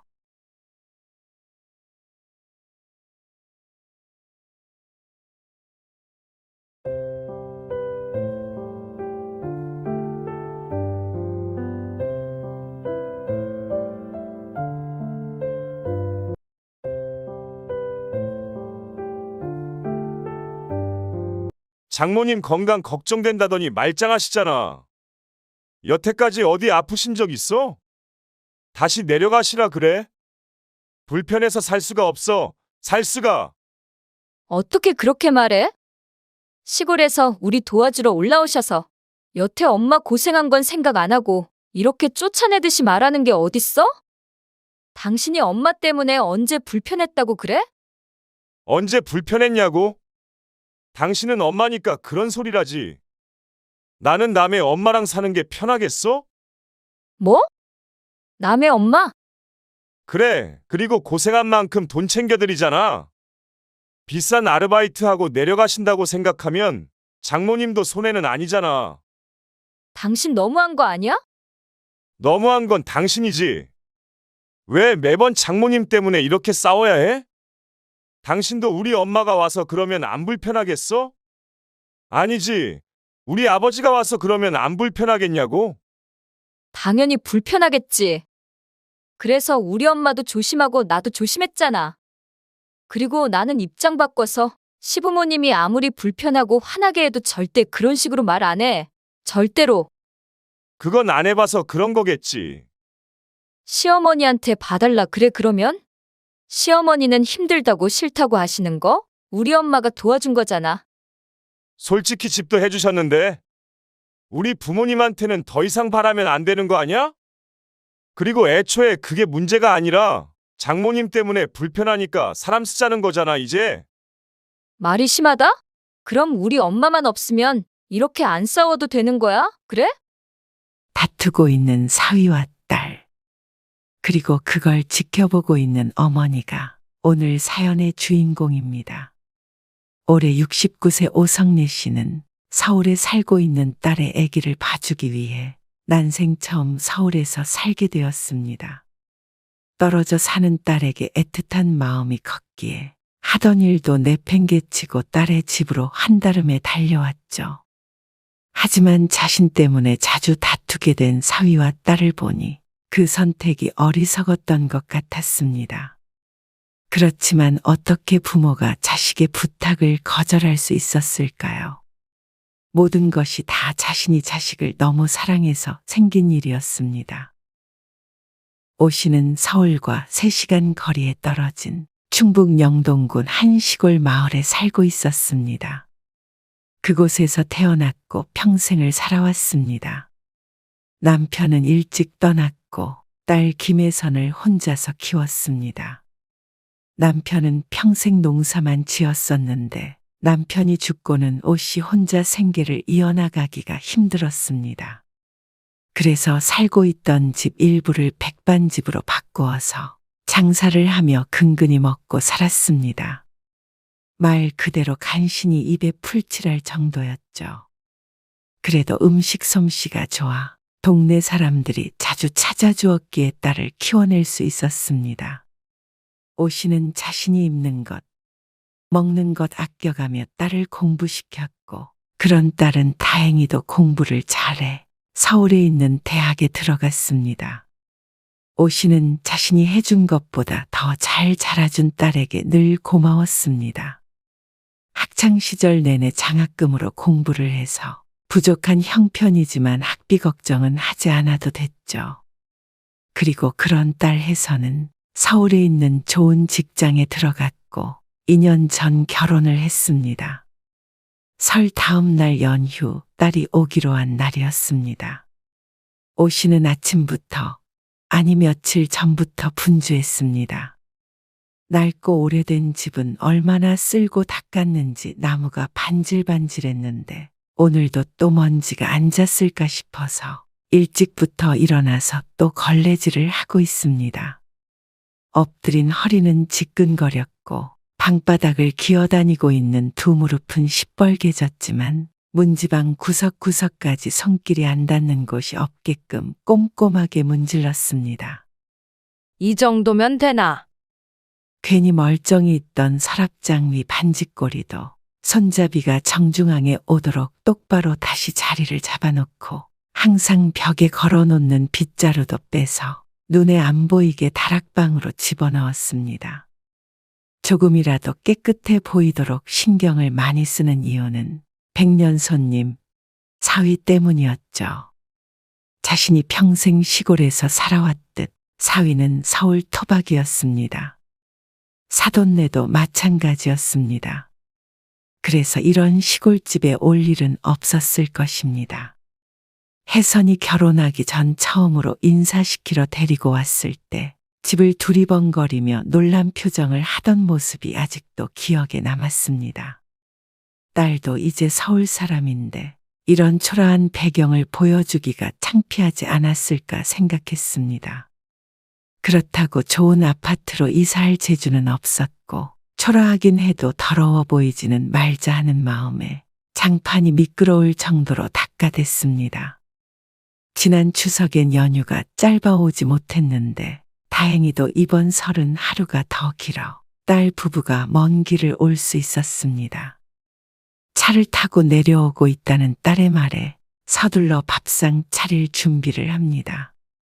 평생 해온 일이 밥 차리는 일이었는데도 사위가 먹어야 할 밥상이니 특별히 더 신경이 쓰였습니다. 사위는 그냥 손님이 아니라 특별하고 귀한 손님이었으니 말이죠. 엄마, 나왔어. 임신해서 배부른 딸이 허리를 짚으며 마당 안으로 들어왔습니다.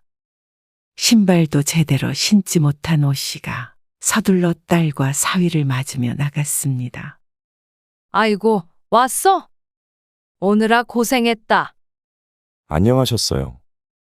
사위가 인사하자 오씨는 더 반가워하며 말했습니다. 장서방, 운전하느라 참 고생했네요. 고생했어. 엄마, 또 존댓말한다. 아직까지는 사위가 불편해 편히 말이 나오지 않는 오씨가 멋쩍게 웃었습니다. 힘들 텐데 어서 들어와. 배고프지? 오씨는 사위와 딸을 이끌고 식당으로 쓰고 있는 방으로 들어갔습니다. 이게 다 뭐야? 셋이서 먹는데 뭘 이렇게 많이 차렸어? 오랜만에 집에 오는데 너 좋아하는 거 많이 차렸지. 다 먹지도 못하겠네. 그러면서도 딸은 기분 좋은 표정을 지었습니다. 오씨가 사위의 눈치를 살폈지만 무뚝뚝한 사위는 무슨 생각을 하는지 알 수 없었습니다.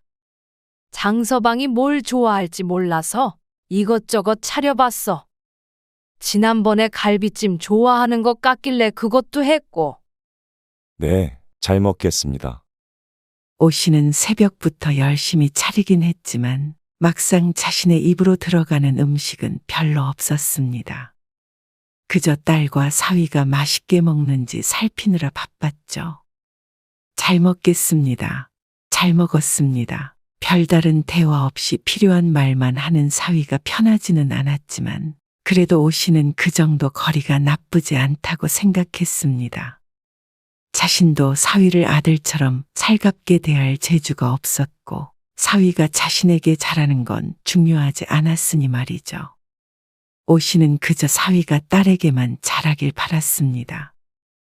혜선이 싹싹한 성격이기 때문에 사위와는 잘 지내는 듯 보여 마음이 놓였습니다. 참 잘 어울리는 부부라고 생각을 했습니다. 밥을 먹고 안방에 사위와 딸이 잘 수 있게 이부자리를 깔았습니다.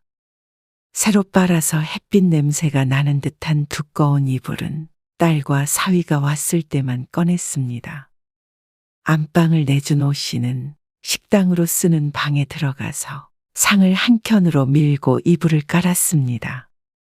딸도 말리지 않았던 이유는 안방은 하나고 식당에서 사위를 재울 수는 없었기 때문입니다.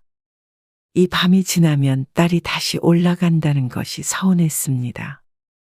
1년에 2번 보면 많이 보는 딸이기에 조금 더 오래 보고 싶은 마음이었습니다. 하지만 붙잡고 싶은 시간은 늘 빨리 흐르는 법이죠. 다음 날 아침 일찍 혜선과 사위는 귀경길에 올랐습니다.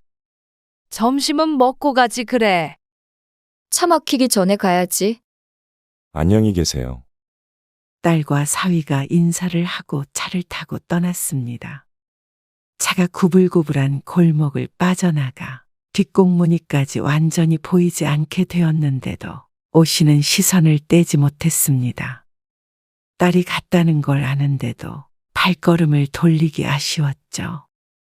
한 번 딸네 집에 간 적이 있었는데 그때는 돌아오느라 정신이 없어서 이렇게 아쉽지 않았는데 늘 딸이 집에 왔다 가면 가슴 한켠이 뻥 뚫린 듯 허전했습니다. 딸이 대학에 가고는 늘 혼자 지냈는데도 딸이 뒤돌아설 때면 꼭 세상에 혼자 남겨진 기분이 들곤 했습니다. 그리고 그런 슬픔은 며칠 동안 이어지곤 했죠. 오씨는 이내 고개를 젓고는 집으로 들어갔습니다. 그리고 그런 슬픔이 희미해지고 다시 딸을 그리워하며 살던 어느 날이었습니다. 오씨는 수도가에서 솥단지를 씻고 일어서다 현기증에 비틀대다 발을 헛디뎌 넘어지고 말았습니다. 머리를 부딪힌 탓에 잠시 정신을 잃었는데 조금만 발견이 늦었다면 큰일 날 뻔했다는 의사의 말에 모골이 성연했습니다. 천운으로 때마침 백반집에 들렀던 동네 사람이 발견했으니 망정이지 아니었다면 눈 뜨지 못했거나 바보가 되었을지도 모를 일이었습니다. 엄마, 괜찮아? 딸에게 소식을 전하자 딸도 무척 놀랐습니다. 괜찮어. 이제 멀쩡해. 그러지 말고 서울로 올라와. 엄마, 우리 집에서 살아. 서울? 갑자기 웬 서울? 그렇게 시골에서 혼자 지내다가 무슨 일 있어도 아무도 모를 거 아냐. 모르긴 매일 손님이 있는데. 불안하다며 서울로 올라와서 같이 살자는 딸. 하지만 딸 혼자 사는 것도 아닌데 쉽게 결정할 수 있는 일은 아니었습니다. 그래도 장서방한테는 물어본 거야? 당연하지. 장서방도 남의 손에 애 맡기기 싫다고 차라리 그렇게 하자던데? 사람 쓸 돈 엄마한테 드리자고 그랬어. 장서방이? 사위가 그러자고 할 줄은 몰랐습니다. 오씨처럼 사위도 그저 불편해하는 줄로만 알았기 때문입니다. 그럼 엄마 식당은 어쩌고? 그게 중요해? 얼마나 번다고. 나 애기 낳으면 애기 봐줄 사람도 필요했는데 엄마가 와서 봐주면 되잖아. 어차피 사람 쓰려고 했으니까 그 돈 엄마 주면 엄마도 식당보다 훨씬 낫지. 오씨는 고심 끝에 서울로 올라가기로 했습니다. 딸이 출산하고 난 뒤 몇 달이 지났을 때 오씨는 짐을 싸서 딸의 집으로 들어갔습니다. 그렇게 같이 살게 된 오씨와 딸 그리고 사위. 오씨는 작은 방에서 아기와 함께 잠에 들었습니다. 그리고 새벽 일찍 일어나 출근하는 사위와 딸을 위해 밥을 차렸고 그 뒤로는 육아와 집안일을 하다 보면 시간이 훌쩍 흘렀습니다. 젊은 사람들도 하기 힘든 일을 70이 다 된 노인이 하려니 여간 고단한 게 아니었지만 새벽에 울어대는 애도 돌봐야 하기 때문에 잠도 푹 자질 못했습니다. 하지만 자신이 없으면 이 일을 모두 딸이 해야 한다는 생각에 견딜 수밖에 없었습니다. 그리고 딸도 보고 손녀딸도 보니 그저 괴롭기만 한 것도 아니었죠. 하지만 사위와의 거리는 도무지 가까워질 수가 없었습니다. 처음에는 그 거리감이 크게 불편하지 않았지만 함께 살아보니 사위는 오씨의 생각보다 차가운 사람이었습니다. 장모님, 주말엔 저도 쉬어야 하니까 청소기는 돌리지 말아주시고요. 애기도 되도록이면 방에서 봐주세요. 그래. 알았다. 그리고 서재 청소하실 때는 아무거나 건드리지 말아달라고 부탁드렸잖아요. 중요한 서류들이 있어요. 그냥 바닥에 떨어져 있길래 책상 위에 올려놓은 것뿐이야. 그래도 신경 쓰여요. 그래. 조심하마. 그렇다고 사위가 공짜로 장모를 부려먹느냐? 그것은 아니었습니다. 사람을 쓰려면 드는 돈만큼 오 씨에게 줬는데 그건 오 씨에겐 굉장히 큰 돈이었습니다. 하지만 딱 그만큼이었습니다. 사위는 오 씨를 돈을 주고 고용한 사람처럼 대했죠. 늘 장모님이 아닌 가정부에게 하듯이 말하는 사위 때문에 속이 쓰렸던 것도 여러 번이었습니다. 그리고 그런 사위의 성격을 알자 오 씨는 모든 행동에 있어서 더욱더 조심스러워졌습니다. 사위가 먹는 것, 입는 것은 특히나 더 신경 썼습니다. 그리고 사실 오 씨는 사위에게 부채감을 갖고 있기도 했습니다. 부유한 사돈과는 다르게 딸 시집 보내며 오 씨가 보탰던 돈은 1,000만 원 뿐이었으니 말이죠. 그에 반해 사위는 서울 한복판에 이렇게 좋은 집도 해오고 딸에게 모든 풍족한 환경을 제공했습니다. 딸을 거의 맨몸으로 시집 보냈으니 부채감이 있을 수밖에 없었습니다. 그래서 더욱 사위가 어려웠던 것도 있었겠죠. 사위뿐만이 아니라 사돈도 마찬가지였습니다. 엄마, 내일 시부모님 오신대. 내일? 응, 엄마도 괜찮지? 별거 신경 쓸 거는 없고.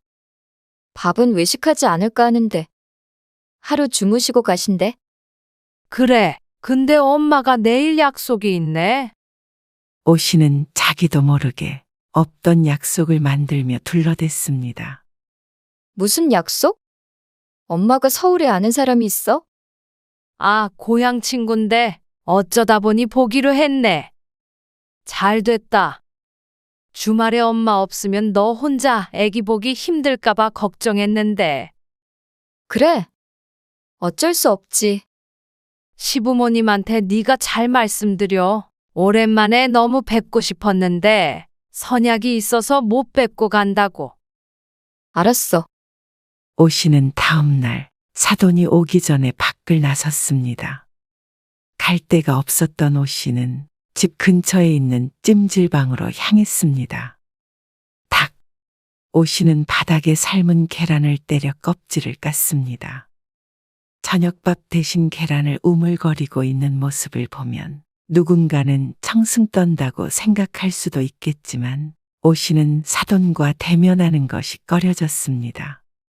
사돈 보기도 부끄럽기도 하고 서로 불편할까 싶어 차라리 나와 있는 것이 속 편했습니다.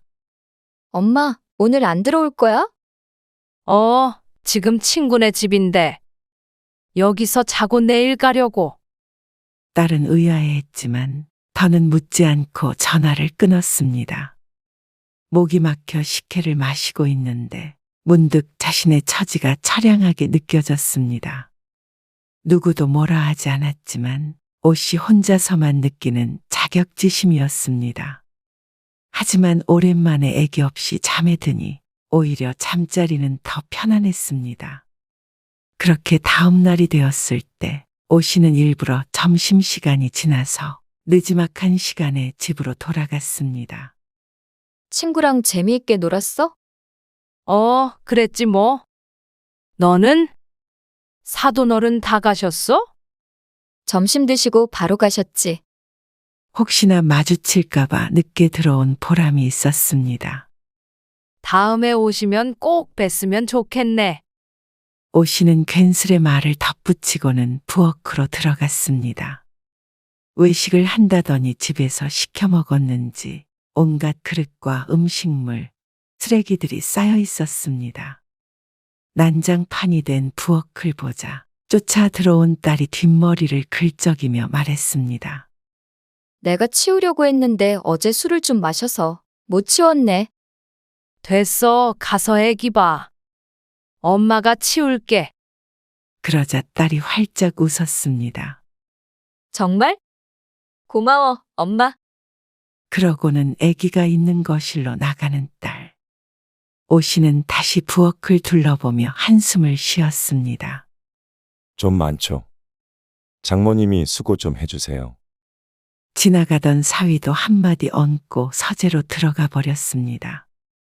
자신이 이 일을 해주기 위해서 올라왔다지만 잘하고 있는 일인가 하는 의문이 처음으로 들었습니다. 그리고 어느 날이었습니다. 청소기를 돌린 뒤 사위방의 쓰레기통을 비우기 위해 들어갔습니다. 사위가 이것저것 건드는 것은 워낙 싫어해서 먼지를 털고 쓰레기를 비우는 정도만 했는데 그것조차도 조심스러웠습니다. 비울 만큼 차있지는 않았지만 오늘 쓰레기를 버리는 날이기 때문에 기왕이면 미리 비우자 싶었습니다. 그리고 저녁이 되었을 때 사위가 퇴근해서 말했습니다. 장모님, 혹시 책상 위에 있던 서류 못 보셨어요? 서류? 나는 아무것도 안 만졌어. 오늘 쓰레기통 비우신 거 아니에요? 비우긴 했는데 서류는 못 봤어. 분리수거를 하느라 전부 뒤집어서 버렸지만 서류 비슷해 보이는 종이도 없었습니다. 그랬다면 섣불리 버리지 않았을 것입니다. 잘 기억해 보세요. 중요한 건데 없어졌어요. 정말 없었는데. 사위가 자꾸 추궁하자 자신의 기억이 맞는지 헷갈리기 시작했습니다. 내가 정말 못 봤나? 확신이 들지 않았습니다. 혼란스러워하는 오씨의 표정을 보자 사위의 한쪽 눈썹이 올라갔습니다. 거보세요. 보셨죠? 제가 제 물건 건들지 말라고 말씀드렸잖아요. 중요한 건데 버리시면 어떡해요? 아닐 텐데. 모르면 제발 물어보세요. 휙 버리고 기억 안 난다고 하시면 어떡해요? 그러자 옆에 있던 딸이 말했습니다. 당신이 잘 찾아봐. 설마 엄마가 그걸 버렸겠어? 그러자 사위가 딸에게도 신경질을 냈습니다. 있었으면 내가 장모님한테 여쭤봤겠어? 내가 바보도 아니고 서류 놓은 걸 까먹겠어? 딸의 표정도 안 좋아졌습니다. 그건 오씨도 마찬가지였습니다. 자신에게 뭐라 하는 것은 참아도 딸에게 화를 내자 기분이 좋지 않았습니다. 둘이 말다툼을 하려는데 오씨가 잠깐만 기다려보라며 집 밖을 나왔습니다. 쓰레기 분리수거장으로 간 오씨의 표정이 밝아졌습니다. 다행히도 아까 버렸던 쓰레기를 아직 수거해가지 않은 상태였습니다. 2봉지를 버렸는데 그중 한 봉지를 열어서 손으로 안을 헤집어 보았습니다. 이리저리 뒤져보았지만 서류처럼 보이는 종이는 없었습니다. 답답해서 오씨가 봉투를 완전히 뒤집어 쓰레기를 모두 꺼냈습니다. 그리고는 두 손으로 쓰레기들을 펼치며 찾아보았는데도 보이지 않았습니다. 다시 봉투에 쓰레기를 담고 다른 봉투를 열었지만 마찬가지였습니다. 그럼 그렇지. 그걸 내가 버릴 리가 없는데. 그리고는 오씨는 터덜터덜 집으로 돌아왔습니다. 당신이 못 찾아놓고는 왜 그렇게 말해? 가방에 있을 줄 몰랐지. 착각할 수도 있지. 그거 가지고 짜증이야? 나는 당연히 장모님이 청소하시니까 장모님이 버리신 줄 알지. 그럼 차라리 서재는 당신이 치우던가? 뭐? 그럴 거면 장모님은 뭐하러 오신 거야? 그런 거 하시라고 부른 거잖아. 당신 말이 좀 심하다. 무슨 파출부 부른 것도 아니고 엄마한테 애 봐달라고 부탁한 거지. 당신이 고용한 사람이 아니야. 파출부보다 돈은 훨씬 많이 주고 있잖아. 그리고 집안일은 당신이 시켰지. 내가 시켰어? 집안일은 당신도 분담해야 하는 거 아니야? 돈만 주면 끝이야? 둘의 부부싸움을 듣던 오씨가 깜짝 놀라서 사위와 딸을 말리려고 다가갔습니다. 두 사람의 어깨를 잡으려는데 손이 너무 더러워 만지지 못했습니다. 그러자 그 손을 본 사위가 인상을 찌푸렸습니다. 오 씨는 그런 사위를 못 본 척하고 물었습니다. 서류 찾았어? 내 가방에서요. 다행이다.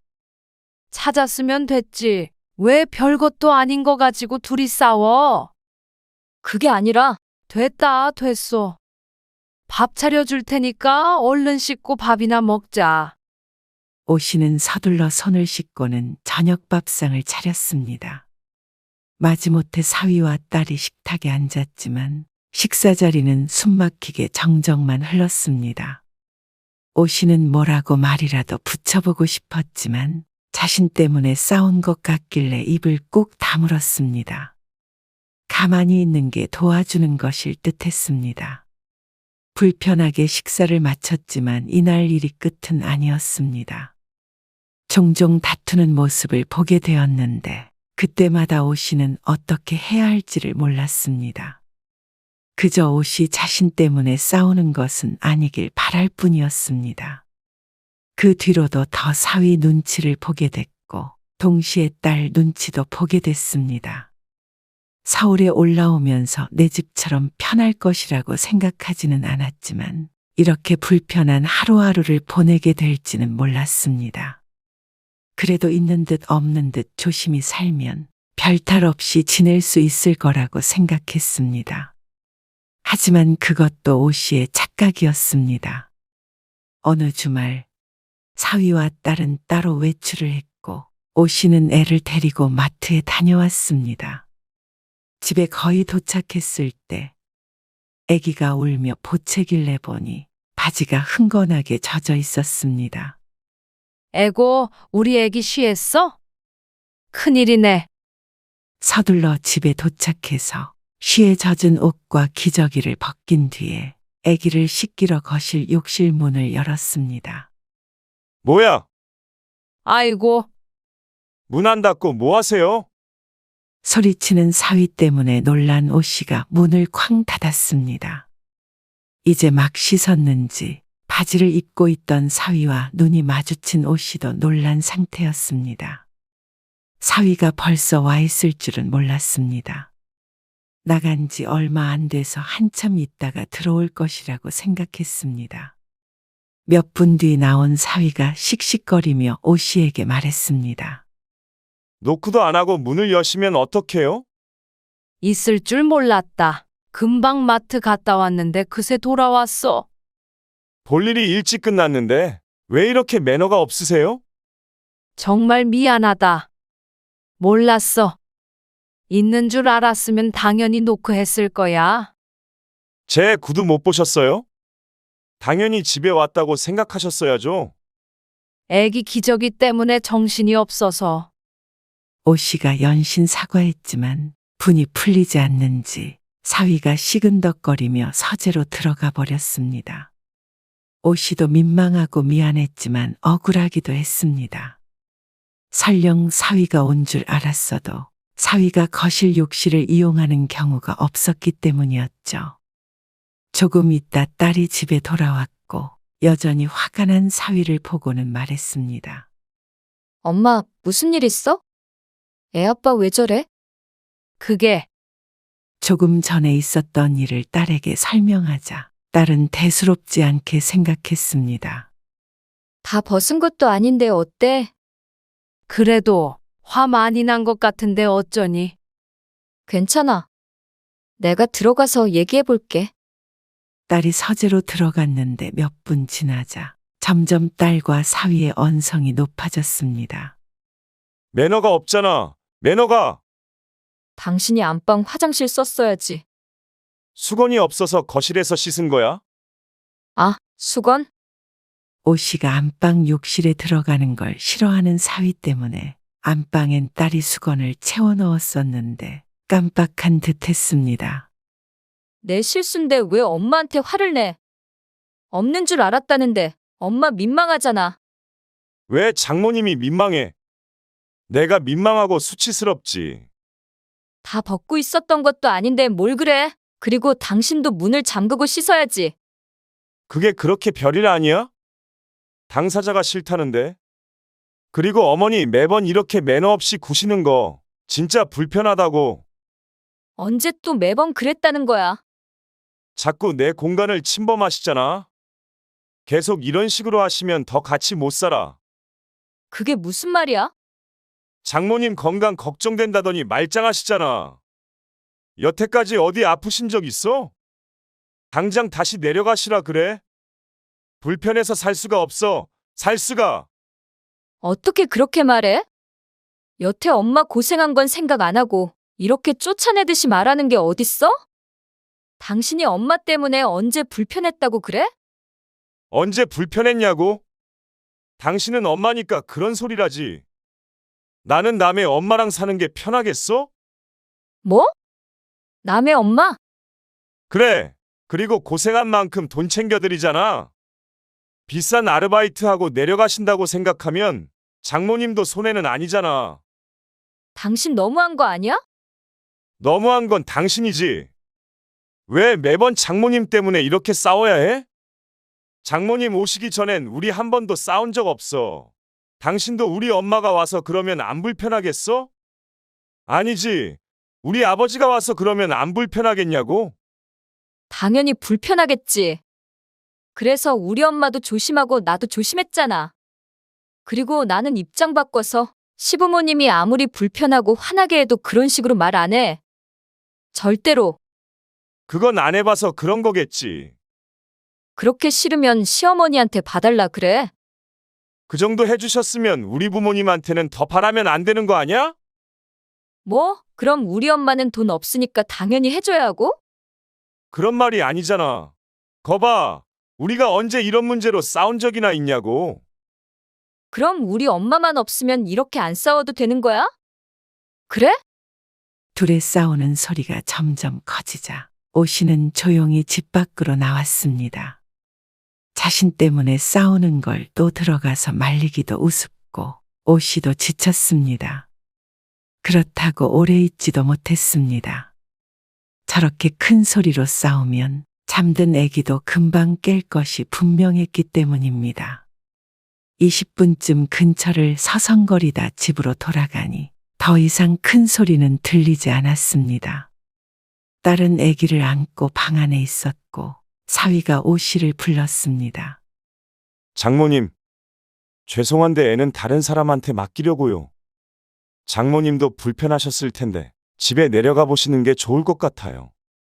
딸도 사위가 무슨 말을 하고 있는지 알고 있을 텐데 나와 보지 않는 것을 봐선 이야기의 결론을 함께 낸 듯했습니다. 알았다. 사람 구하는 대로 내려갈게. 내일 구하면 모레면 올 거예요. 이 순간만을 기다려온 사람인 듯 속전속결이었습니다. 그래, 그럼 모레 내려가면 되니? 네?